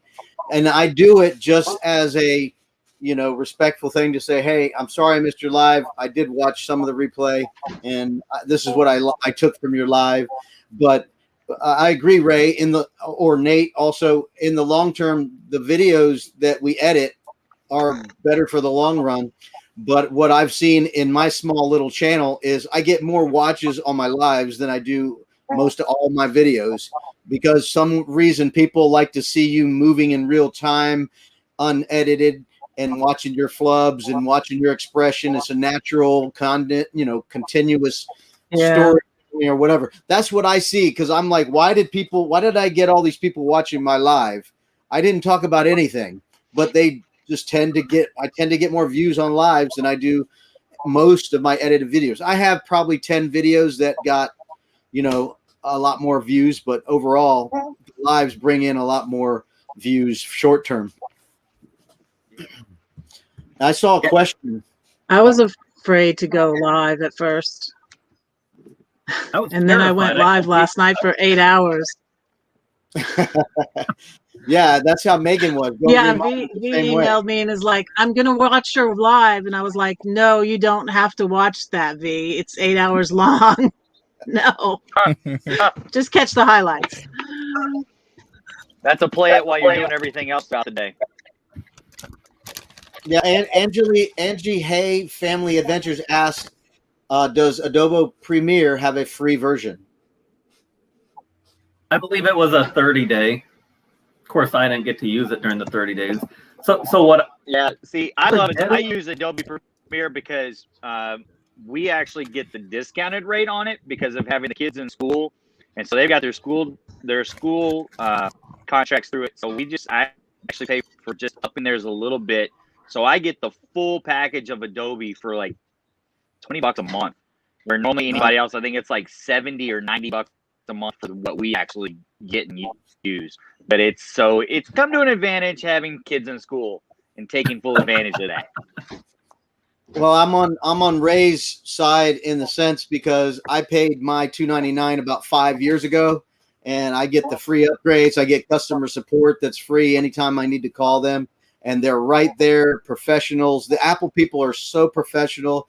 You can understand what they're saying. They're very patient, and they walk you through everything to make sure you know what you're doing. They give you suggestions that help you next time if you run into the same problem, how to work through it.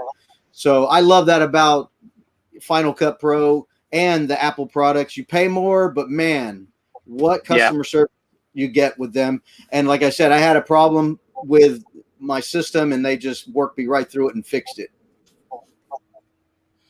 Yeah, and you get the free upgrade it seems like every 6 months they upgrade their system. So you pay once and you're good.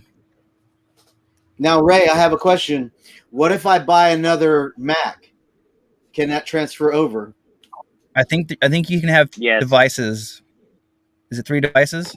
Yeah, you can have at least 2 devices with it. I know it used, like when it first came out, you were able to have up to 4 devices. That only lasted like 6 months, and they realized too many people were taking advantage of it, and they cut it back. But last I knew that it was still 2 devices. Okay. But yeah, that's the only reason we don't use it is because we don't have a MacBook. We don't have a Mac right now. Or I would most certainly.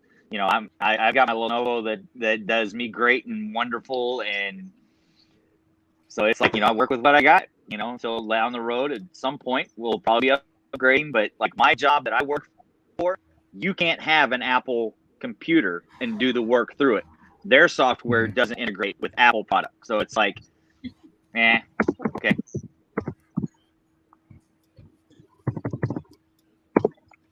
Another thing that helped me with editing, which I have a lot to learn, I'm not concise, so that's my downfall, is I watch tutorials on YouTube on how to use my software. It's really helpful. That's how I've started to figure it out. Just I always watch videos. I Google everything on YouTube. Everybody have a good night. I wanted to come on and be an encouragement to people that aren't comfortable with live so that they can make it. And my hubby is turned on the TV. He's going to watch Bob Ross. I was trying to turn the sound down, but we're about ready to eat. So everybody have a good night. Bye. Awesome. Thank you, Joy Bless Life. I really appreciate it. Tell Donnie I said hello, and thank you for being a friend. I really appreciate that. All right. Bye-bye. There was a question in the chat. What was the question? Did you become a bobblehead? Yeah, you become a bobblehead. I think like you're reading and going, I promise. Robin in the house. What's going on, Robin? How you doing? Good to see you. So there was a question about drones. Who has them? Who wants them? Who uses them? Let's talk about drones. Definitely want. I have a drone. I have a drone. I will probably crash it. Oh, look! Most there. That was what you got, Nate? It has not been out of the box. It has not been a priority. But once I get on, did you have to take out of the box? That's like my editing software, Nate. That's like my editing software. I bought my editing software. I haven't taken it out of the box. Yeah, I get ahead of myself sometimes. Like I'm going to do all this cool stuff, and then you get it. Yeah. Then you prioritize it. So this summer, it will come out of the box, and I'll learn to fly it. But see, that's like I wanted months and months ago. I wanted to go ahead and jump out, grab a drone, everything, and I was like, "But you don't need it yet." I'm like, "But I can have fun with it." But we're working in the RV. You can't fly the drone in the RV. All of our videos are in the RV. And she's like, but of course, I need to practice it for 6 months in winter, right? Was my logic. So she finally talked me out of it. So I'm gonna wait until we actually get everything done, and we're actually getting out there. Then I'll get one and go have fun from there.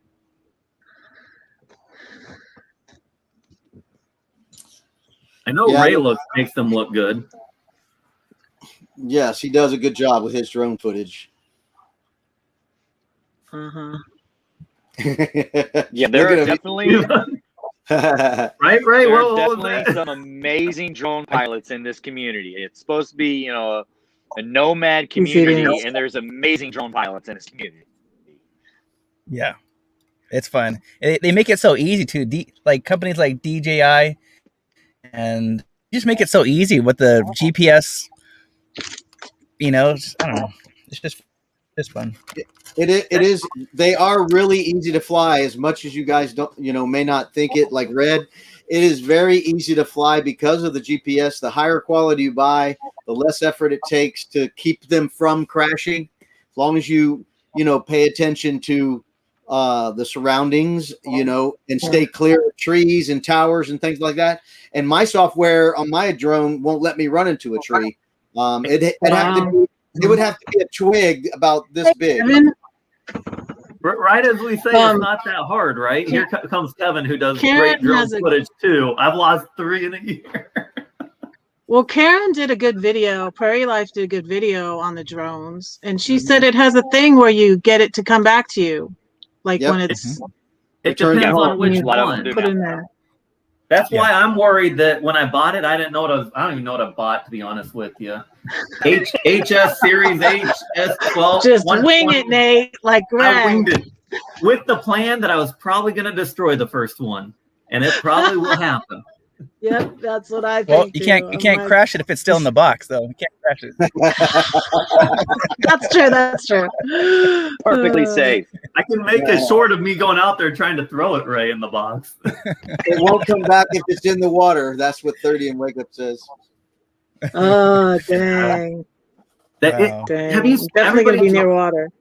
They fly it over water, and it makes me cringe every time thinking that same thing. Like, you can't get that back. You can't get it back. Oh my gosh. We were on our honeymoon down in Puerto Rico, and there was a guy that ended up coming out on top of this building that we were at down in the city one night, and it was right by the beach and everything. And he had his drone. He and his wife had his drone. They were doing all their aerial selfies and everything else. And all of a sudden, I realized he kept flying it out all over the mini islands. And I'm like, what the heck? You got no way to go get that back. And somebody was asking him, oh, about how far can that go out right now? And he was like, oh, I'm at 2.5 miles right now. And I'm like, wait a minute. So how do you plan on getting it back if it suddenly loses signal, or, oh, it'll return, it won't let me go too far? And I'm like, well, what the battery does? It makes sure that it keeps enough battery and comes back to you. I'm like, I need that one. I have a drone story. In fact, it was when I was in Mexico on a mission trip with the Newsboys, and these kids, this kid from Florida, Sam, brought his drone, and he was flying it around and filming and stuff. And then one of the other like young people there, I see them like all of a sudden they're looking all around, they're walking along the wall, they're looking. I'm like, what happened? They're like, the drone went down, we can't find it. And so I'm like, I'm there I'm praying, I'm trying to help them find their drone. They never found it. Some kid in Mexico got a new toy. I hope it wasn't an expensive one, but it probably was. Well, hey, Ray, I'm going to jump down and go join Amy doing the trivia, but thanks for having me up. I've had a great time. I always appreciate the opportunities to come up and chat. So you're on mute. Ray, you're muted. Shoot. Just letting us do the whole show, weren't you, Ray? Was you burping? That's fun. Well, awesome. Thank you very much, Nate, for coming up here. I really appreciate it. Definitely looking forward to your live tomorrow and then on Sunday. And yeah, very cool. Thank you very much, man. Appreciate that. Absolutely. Have a good night, everybody. Good night, Nate. All right. Good night, Nate. Good night, Nick. What time is his live tomorrow again? Well, he normally goes at 7:50, but I think he's going to change it to 8 p.m. Pacific. 8 p.m. Yeah, I think it was supposed to be 6 p.m. Central or 7 p.m. Central. Yeah. I'm just going to stay in Coos Bay. I had a scary drone story. It's very quick. The first time I took my $1,500 drone out over the ocean in the Florida Keys, I got out about a mile and I lost the signal. And I was like, no, cold sweat and all that. And I literally panicked, got in my truck and tried to drive closer, to try to re-engage the signal and all that. And then I went, it's hopeless. I'm going to go back. It's supposed to return to home. So I'm just going to go back. I go back. It's hovering 4 feet off the ground where it took off from. After it was out over the ocean. Nice. Yeah. Heart attack, yeah, but nice. So that's why you pay that big money for those nice drones. I mean, I know people have lost drones, but I've never lost a drone ever. And I just try to be careful as I can. That's good. Don't fly around steel objects and radio antennas and trees and things like that. Yeah. I need to 100%. take a class. So Karen took a class, but I don't know. It's different over here than in Canada, I guess. Now, the one question how many of you that have your drones go and get your drone license? Not yet. Is yours licensed, Ray? My drone is under the 250 gram weight limit, but I still need to get my license. Okay. I need to work on that for sure.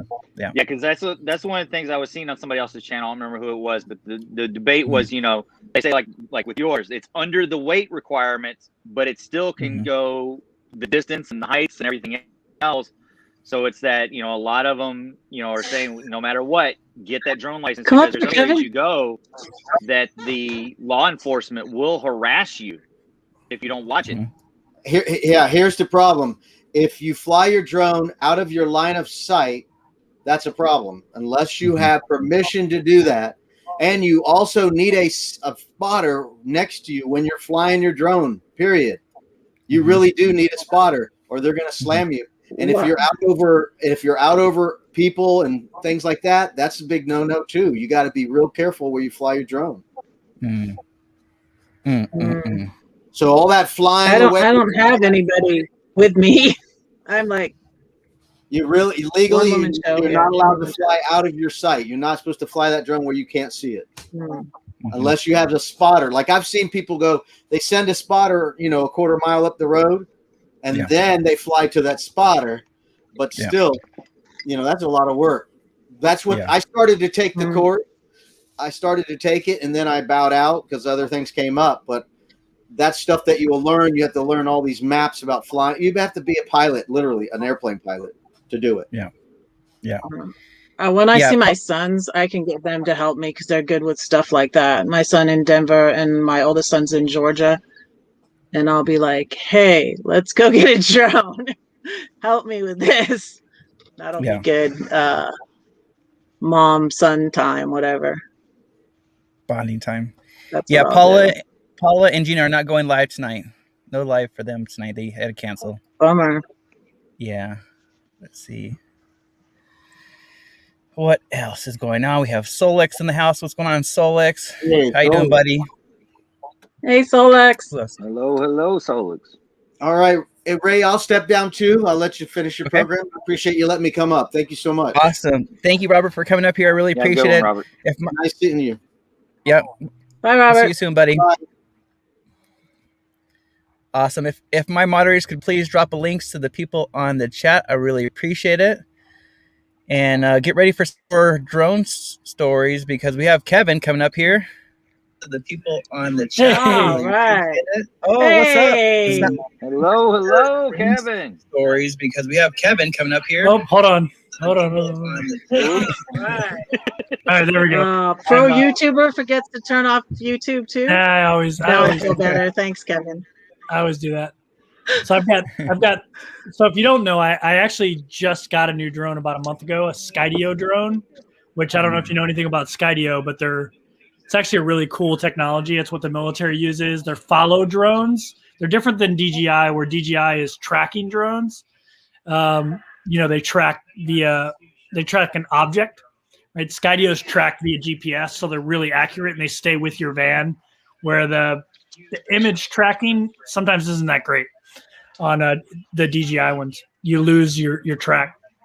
Anyway, this is the most embarrassing one of the two. The other two that I'll talk about in a moment are a little bit more exciting, but that one I left in my rental car. And so I contacted, I didn't even realize it until I got on the plane. I travel with just one backpack.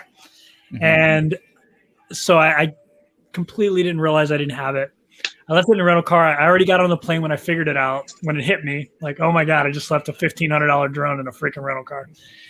And then when I landed, I called the rental car. And of course, like the kid that cleaned it probably took it. Like they had no idea. They're like, oh, we didn't find it. Of course.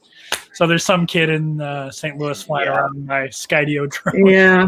Which kid in Mexico has a $1,500 drone too. Knowing very well it was on their cameras. Yeah, good for him. The first one, though, is pretty good. If you go back and watch some of my older travel videos, I was in a place called Ho Long Bay in Vietnam. I don't know if you ever heard of Ho Long Bay, but it's basically an area full of islands, thousands and thousands of islands, little small islands. And if you watch that video, you'll see a really cool aerial shot that I took with that drone. And the footage was sent to my cell phone from it. It was a DJI. That's why I have that footage. But what happened was I brought it down to look at one of the islands, and I hit a tree on the island and it crashed on the island. Well, there's thousands of islands. So I had no idea what island it was on. No idea which one of the islands it had crashed on. And so that was my first one. And then my second one, I was at 1,000 Trails on Lake Tanakawa, I believe is the name of it, in Texas, which is like a 50 square mile lake. It's a huge lake. And I was flying over it, and I still have the footage of that too. I never put it in a video, but all of a sudden it's like skipping like a rock on the water. Into the water. Those are my three. Well, I'm done with drones. I'm just gonna start. I've got I saw you have Epidemic Sound now, Ray. I have Artlist that I use for music, but I started using ArtGrid, which has a lot of drone footage, and I'm like, I'm just gonna use that. I'm spending way less on just stock footage than losing drones. So it gets expensive, man. Drones are fun. I mean, I wondered about that. But they're also a lot of work too. I mean, drones are a lot of work. So. Be right back. I need to plug in real quick. I'm getting low on battery. Be right back. Scam. Oops. I'm taking over Ray's stream now. Run with it, Red. Run with it. How was your black What tank? do y'all want to do? How was your black tank, Red? How was your black tank? Is it good now? Oh no! Don't ask, Kevin. Don't ask. Oh no! You know what I did? The little video on Instagram. Yay! It reads empty. That lasted like 2 days. I'm like, what? What? Why does it say it's 1/3 full again? I don't understand. Yeah. I'm gonna get a bucket like Ray. I'm just gonna get a bucket. That's the way to go. This time at this RV park, I couldn't get the cap off the sewer thing. I was like, are you kidding me? This is just not my thing. I don't know. But I had to get someone to help me get the cap off the sewer because it was full of red full. And it's like now it's like first it was like a month. Well, I was spending a lot of time at my brother's house when I was mooch stalking at his property, but so I wasn't using it as much. But since I've been living in it, it's like every 2 weeks I have to empty it. And seriously, I don't go that much. I mean, I go a lot, but I don't go that much. It's ridiculous. Well, try the ice thing one more time. Maybe it. I don't know. I did. Well, see, the guy at the Klamath River RV Park, which is a great place. Y'all should go there. Tell them Red sent you. It's a beautiful place. Well, the guy at the RV park gave me 1 bag of ice. He was giving me ice, on the house. And so I was just like, and I'm thinking like, I need 2 but he gave me a free bag of ice. So I was like, okay, thanks. And just left, and, it didn't work the second time. It didn't work with 1 bag of ice. And I think I didn't, I saw the Ray's store and I stopped to get groceries. Yeah, I'm to a point now where I would never get. So I wasn't driving. I would never get an RV with a black tank. I'm thinking of taking it out and replacing it with a bucket. It's too much hassle. Ray. I need a bucket, Ray. You need a bucket. Yeah, I don't want to use it. And I'm thinking of going with something smaller. Yeah.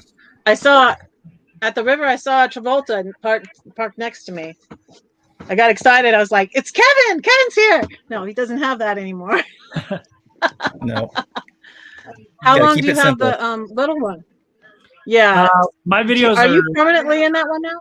No, my videos are 3 weeks behind. I just dropped it off a couple days ago. Okay, so are you back in the Travolta? No, I sold that. I'm at my mom's. Travato. I'm behind. I'm behind. I'm visiting my mom, and then I'm headed to Hawaii in next week for 2 months. Oh man! Oh, that's awesome. I'll be in a van a little bit there though, so yeah, it'll be fun. You're gonna rent a van and stay in it for a little bit. Yeah. Actually, Storyteller is thinking about putting some vans to Hawaii to rent, so it just worked out for me. They were like, "Hey, can you check out this this camper van rental place for us, and we'll pay for everything." I'm like, okay. so yeah, I was going to do it anyway. So, and with the same company that they were looking at. Right. So just where they want to put a couple of their vans over there. So that actually worked out. Hey, Michael. What's up, Michael? How you doing, buddy? How y'all doing? Doing good. Hello. Where we headed? Just got back from the hardware store. I'm trying to get some emitters put in for Grace to have her garden watering when we head up to meet with Gina and Teresa and Mike and Tim and who else? Well, Nelly Group. So Lucy and Brian and the gang. Awesome. Just leave me out. That's fine. I understand. Come on by. Hop in. See? On my way. I wish I could be there. I could be there. I hope we can do it again soon. Maybe I'll have to plan one myself and just see if I can get some Californians or people that want to come to California when the weather's good. So are we doing drone stories tonight? We're talking drones. Do you have a drone story for us? Oh, I could go on and on, but I won't. I'll just give you a couple. I go back, 6-7 years to the Phantom 1. That was the first DJI. And back in those days, you didn't have a gimbal. You had to pay extra for a gimbal, and then hopefully you could get it balanced on a GoPro. Man, I think they were GoPro 2 or GoPro 3 back in those days. But then you had to, and then if you wanted to go ahead and record it remotely and see what you're doing, you had to get, like your Fat Shark goggles. And, it was a lot of work because you had to get the wireless transmitters and the Yagis and all that stuff. The first ones were, if you got it working and it maybe got 10 to 12 minutes battery life, that was it. So anyway, my Phantom 2, I was out one day up in the redwoods and, didn't do a RTH, and it was out of sight, and it did go bye-bye. I do have my FAA number on it, and I also have a reward if found, and my telephone number and email address. And about a month later, the vineyard, this is up by the Russian River, about 50 miles north of San Francisco, I get a call, and they said, hey, we found it out in the orchard. So they didn't need a reward. They said, no, here you go. So I think it's a good idea, if it does get away and doesn't do a RTH. Yeah. Mine apparently did a RTC. I don't know if you heard that one. It wanted to return to China, apparently. So anyway, yeah, that was kind of like a somber story, but a lucky good ending. So, I've had times when I've flown over the water, and I think I may have mentioned my sphincter muscle gets a little bit tight because, if you got winds or other things you're dealing with, but never lost one in the water, and just had the one where, in the earlier vintage. Since then, I've had the Mavics and the Mavic Airs, and I think I've got about a handful of them, but never get rid of any of them. They're just all kind of like my family members. Yep. Part of the tools in collection. Part of the trophies. Trophies. That's right, trophies. Yeah, and they still all work well. I don't know the original ones, the LiPo batteries.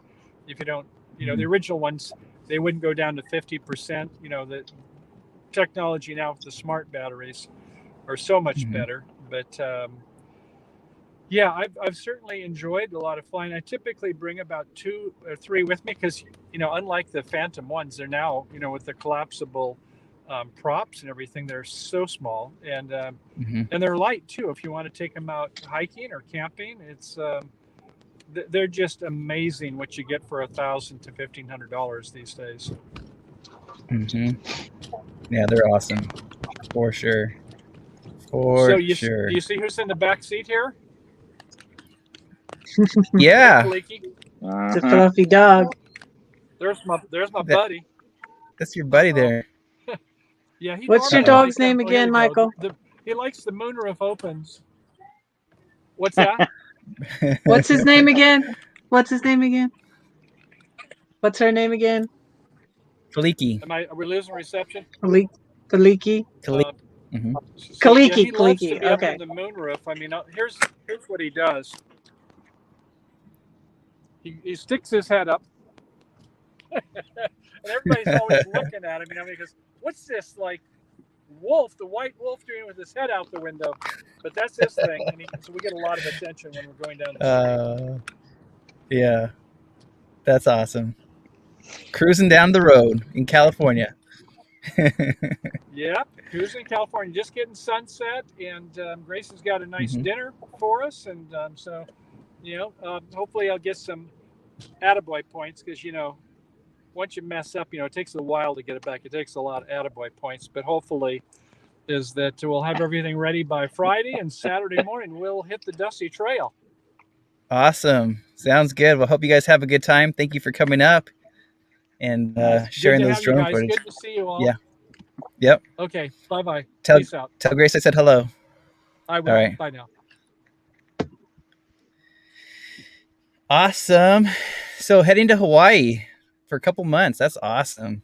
And which island are you going to, Kevin?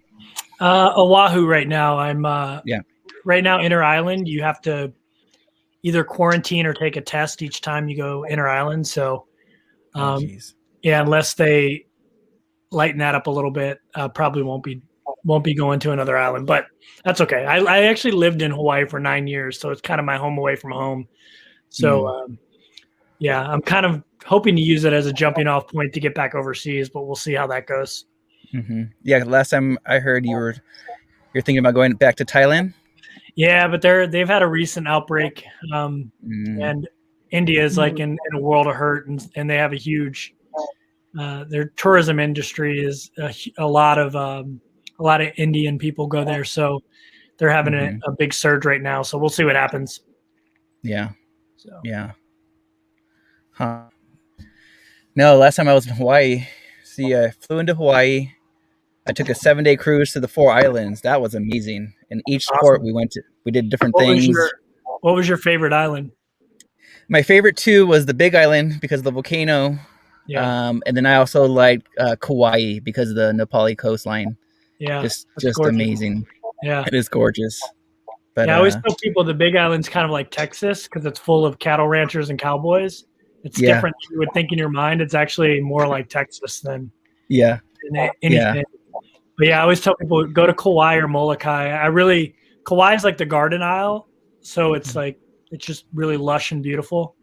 Yeah. And then Molokai is more like if you want to go mountain biking and hiking and things like that. So Kauai's gorgeous. And not a lot of people don't go to Kauai or Molokai. They go to either Maui, Oahu, where I'm going, or the Big Island. Yeah. It's cool you can go to Kauai. Yeah. My aunt in San Jose, she has a place there. I'm not sure which island it's on now that I think about it. They usually go there in the when do they go? They go in the winter. Wait, they go in the summer, I think. I'm trying to. Well, they were there anyways. When I went through San Francisco Bay Area, I was like, a lot of my family has passed away. My mom, and she's my only aunt left from my mom's side of the family. And there's no one left on my dad's side of the family. But I was like, I'd like to see her if I was in the Bay Area, but she's in Hawaii right now. But I haven't been to Hawaii yet. That's definitely on my bucket list. I always tell people you can usually get a pretty cheap flight to Vegas almost anywhere in the country. So you can you can find a Vegas flight on Tuesday or Wednesday. I'm really good at this whole, I've been traveling so long, I'm really good at this whole airplane hacking thing. But you fly into Vegas for $30-$40, and then Hawaii, for whatever reason, Hawaii and Vegas, a lot of Hawaiians love to go to Vegas. And so the flights on Hawaiian Airlines from Vegas to Hawaii, I mean, you can find them during the week sometimes for $100. So you can get over to Hawaii pretty cheap if you're willing to leave on a Tuesday or Wednesday. So I always tell people it really isn't out of your reach. It's actually pretty affordable if you I'm gonna get there. Vegas, So, and if you get to Vegas, you can fly there cheap. Yeah, you're right. There is a lot of Hawaiians that come to Las Vegas, and that's their vacation away from the island is to go to Vegas. Yeah, Vegas and like Washington State and Utah, because there's a huge amount of Mormons in Hawaii as well, and a lot of them go to BYU. So there's also a lot of flights out of Salt Lake City to Hawaii that's pretty cheap as well. Wow. So, good stuff to know. I had no idea. Yeah, you learn no idea. You learn all these little these hacks. A lot of people will just look at their home city and try to figure out how to get somewhere. But that's like, I'm in St. Louis now. It's like a terrible place to fly out of. It's so expensive to fly everywhere. But I can get a cheap. As I fly into there. Yeah, I can get a cheap Southwest flight. Yeah, my address is staying. I was going to change my address to my brother's, but I decided not to do that. And so I'm keeping my address in Belleville, which is right by St. Louis in Illinois. So, and it just works out better because my RV's registered there until October. So I'm probably just going to renew it. Is your RV registered in Illinois or in Missouri? In Illinois. Okay, that's good. Missouri has personal property tax on RVs every year. Oh, really? Wow. Yeah, I would never register an RV in Missouri. So it's a terrible place. Well, see, that just worked out for me because I was gonna buy it. So I was gonna buy my RV in Georgia, because I sold my house in Georgia and I paid cash for my RV. But I was just ready to get out of Georgia, and my friend had moved. She's Air Force, and she had moved up to Illinois, and so I just decided to go up there and buy it. So. Yeah. Mm-hmm. Cool. I sold my house in August and left Georgia in September and bought my RV in October.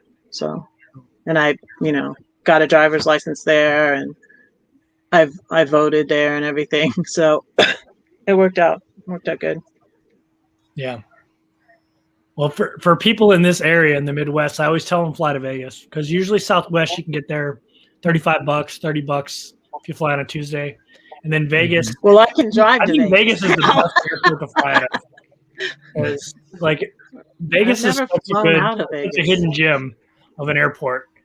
If you can get to Vegas, you can get anywhere cheap because they're they subsidize the flights there. Yeah, to bring in people to gamble. So yeah, that is true. So would I fly to Vegas? I don't know where I'd leave my RV. That is the downfall to having everything. That does make me nervous to leave my RV anywhere. I mean, I felt pretty comfortable when it was at my brother's. I went to Illinois for a month and was out of my RV and was at my friend's without the RV and all the blizzard and snow. And but I don't know about leaving it somewhere when I fly to Hawaii. I don't know. I'll probably be more nervous. I don't know if I would leave it in Vegas. Vegas is a good place to leave it though, because it's so storage is cheap there, and nothing's gonna freeze up. So I have a friend in Vegas though. I might give her a call. There you go. There you go. So what else is going on? What's new and exciting these days? I got a going van to the meetup. What was that, Kevin? I got a van tour coming out tomorrow.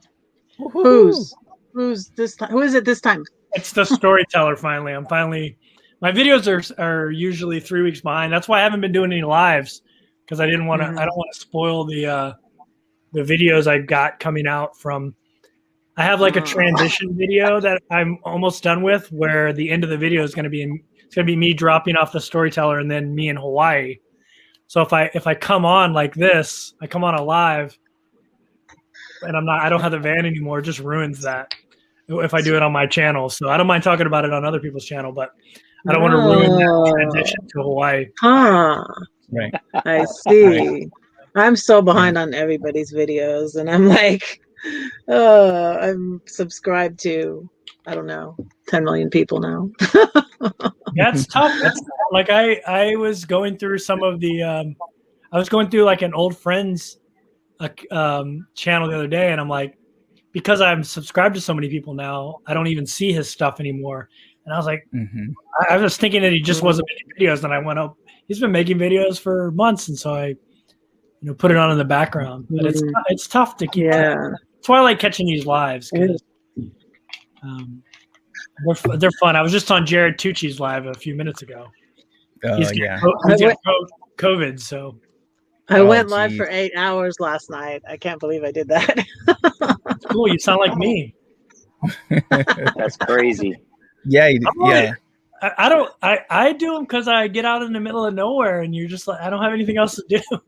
Like, just hang out in the van. How do you get service though? I need to get a WeBoost. I don't have that yet. I didn't have good I didn't have a WeBoost, but I had Verizon, and it was just I got a lot of recommendations from. I tell people all the time, like, if you're like, join Escapers and join the different Escaper Facebook pages. That's another thing. I'm in Escapers and I don't use it. I need to use it. I haven't used it. Don't they have a mail forwarding service? They do. That's Escapees, but they do have one. Escapers is like the younger crowd that's still working. So they have to find boondocking spots that have good Wi-Fi. or good connection. So they're like a wealth of not like all those spots you're seeing in my videos. I got those from escapers. They're the ones that gave me those spots. And they're, you know, like I had like that spot that I was in Bryce Canyon with the snow and everything. I mean, I had 120 down, like 80 up, and I was in the middle of nowhere, but they had tested it out, and you know, they had found that and realized, wow, it's on a place called Tom's Best Creek Road. So anybody that's watching that wants to boondock out in Utah near Bryce Canyon, it's amazing, amazing spot, and the cell service is amazing. So. Yeah, that's I joined really fast. I joined Escapees because of your channel, and I joined I joined Harvest Host, and I haven't used any of those yet either. Well, Escapees, what you want to do is get into the local, whatever area you're going to, get into the local area Facebook group, because every day someone will post, "Hey, I'm going on a hike." You know, like I hiked Mount Chavano, which is like a 14,000 foot peak. And it was an escaper that just posted a message on the local Colorado Salina Facebook thing, said, "Hey, I'm going on this hike tomorrow. Anybody want to go?" And I was like, "Sure, I'll go." And that's how all my hiking videos, that's all found through escapers on there. I need to get involved in it, and I need to try out some Harvest Host places too. The Harvest Host is like a transition. I use that for transition. So like, yeah, like on the way, you're going from point A to point B. I just started doing that. Yeah, they have a little route. They have a route thing you can do with Harvest Host, where you just put in your route, and then you can put like within 20 miles of my route. It's really cool. I just use that for transition. I don't really. I've use been it using for camp, but yeah, I know. I mean, I need to use it for that because that's one of the things we plan on. Yeah, that's one of the things we plan on using a lot of is the Harvest Host, because like here in Texas, they're everywhere. There's locations all over the state. So like, you know, because to try to get everybody used to going full time, we got to do something temporary. So we're going to be doing, you know, weekend trips constantly all the time. And it's like, and it's perfect because we can just pick a different area of the state to work on getting the kids used to the RV period and how to work together in a tiny space. You know, so it's like, we're like, man, we can go hit over to this city and make use of this. We can hit it here, make use of this. And, you know, it's like, because, you know, we don't have solar. There is no solar on the RV. That is definitely a down the road project. But, you know, we do, you know, I do have a, you know, one of the old 5,000 Emerald Plus Onan generators on there, and it works great. You know, I love the fact how it feeds out of the main tank, and after so far, then, you know, you still have your quarter tank no matter what. And it works great with running the ACs and everything, but it's like we've got everything to be able to at least boondock over a weekend, no matter what, if we need to. So it's, you know, so them, it's, you know, with the way that those work, you know, a lot of the Harvest Host places, after a certain time of day, you got to cut your generator. But like I can tell the kids, I'm sorry, but at that point, electronics are off. Sorry, good night.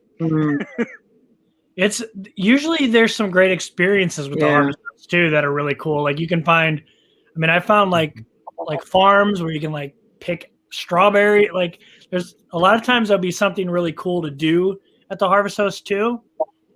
And I don't know, I've had the best experiences with the Harvest Host. Like it's so worth the little bit of money you pay for that. Yeah, it wasn't that much. That's why I just went ahead and got it. Yeah, it's a good transition when you're going from like if you're going from, you know, I don't know, California to let's say Texas, you know, you just use it, and instead of staying at Cracker Barrel or Walmart, you stay at a Harvest Host, and I guarantee you it's going to be better, and it's going to be like no matter what you're into. Breweries, like there's always breweries on there. If you're into golf, there's golf courses. If you're in the wineries. Like I like the farms for whatever reason. I've always had great experiences at the farm because they always have like stores with like organic food and like jelly, salsa. Like it's always a really cool thing. So and you meet just really. I almost stayed at one in Kansas. On the way to Denver from Illinois. Do you know which one in Kansas? I stayed at one in Manhattan, Kansas, at a farm. It was really cool. Oh, I don't know which one, but it said like if it rains, then you could get stuck in the mud, and I was like, no, never mind. It's probably the same farm. It's probably the same farm I was at, and it did rain, but I didn't get stuck. But it was you should have went. It's really cool. It's in the halfway. It was my first day out, so I stayed at a KOA. Yeah, it was my first. It was my maiden voyage. They would have pushed you out. There's like 50 farmhands that work on that farm. They would have pushed you out. They would have. You wouldn't have got you out with the tractor. They would have pulled out the tractor. Yeah. Between here and Alcia. When I go to Alcia, when I go to the meetup from there, I'm going to Denver. So I think I might try some Harvest Host place between Alcia Falls and Denver. I mean, that if you're going to do that, there's boondocking everywhere between there. Yeah. Like Salida, Leadville, like there's so much BLM land for free camping. You don't even need to do the Harvest Host unless you want to, but there's so much great camping in that route between there. I think I need to get a Jackery or something because so like what happened, Ray? So like when I boondocked the first time with this guy in the Alabama Hills, and my phone didn't charge. I mean, I think I did. Maybe I didn't plug it in when I had my generator on. Maybe that was the problem. I don't know. I think I need a Jackery though. Well, do you still have your YouTube channel? Are you still doing videos? Yeah. What you need I got to like do, 200 subs now, Kevin. I'm so excited. I know I need to get caught up. What you need to do though, Jackery's really good about like just reach out to Jackery and say, hey, I've got a channel with however many watch hours or however many views. I'm interested in trying out a Jackery because all they can do is say no, but Jackery's actually free pretty stuff. Good. Yeah, Jackery's actually pretty good about sending out free stuff. That'd be cool. That's their main. Cool. Yeah, just tell them you'll do a video about it, and I bet you they'll send you for free. Cool. There you go. Awesome.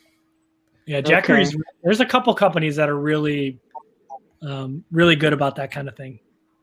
So, yeah. Give me their names. I'll write it down. I think Igloo is one of them, which is like a refrigerator company.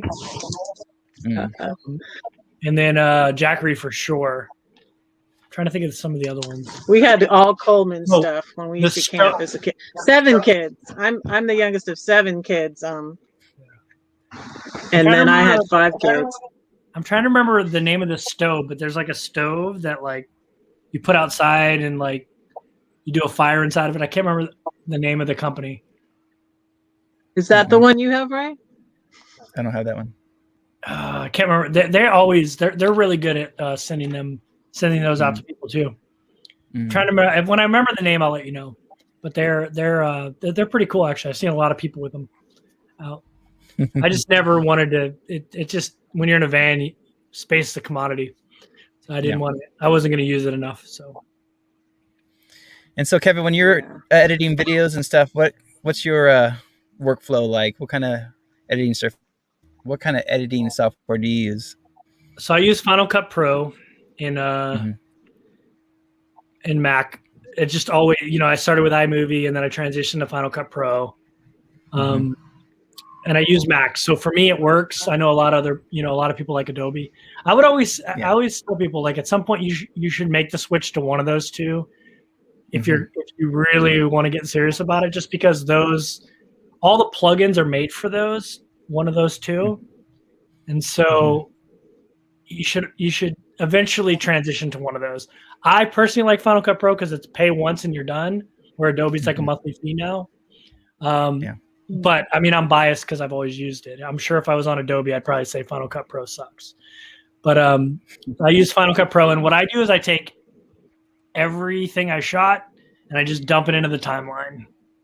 So then it's in chronological order, and then I just start going through it. And for every video I do that's 10 or 15 minutes, I got about an hour to 2 hours of footage, sometimes more. And then I try to get it down to around under 15 minutes, usually closer to 10. But no, I'm the same way. I've had Final Cut Pro 10 now for 8 years now, and I love it. I love it. I love it. And like you said, you buy it once. What is it? It's $2.99. You buy it once, and then you have it forever.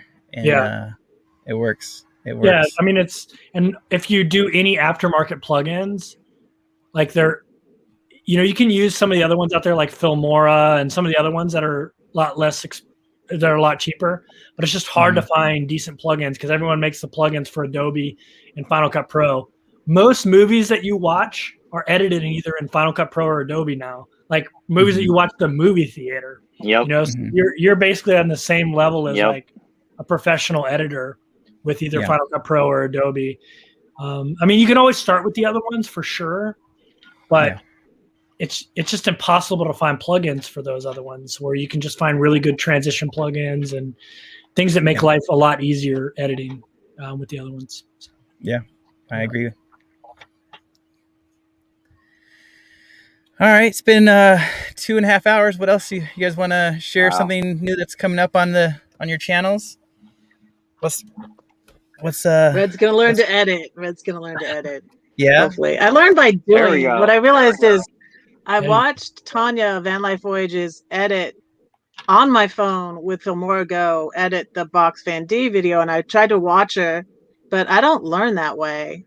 And I tried to, editing something, on my phone like that, but I just got to do it. I got to do it, and I got to get I still don't have my pictures and videos on my computer yet, but I'll figure it out. I get pictures on my computer by putting them on Facebook, and that's how I entered Marshall's contest and I won.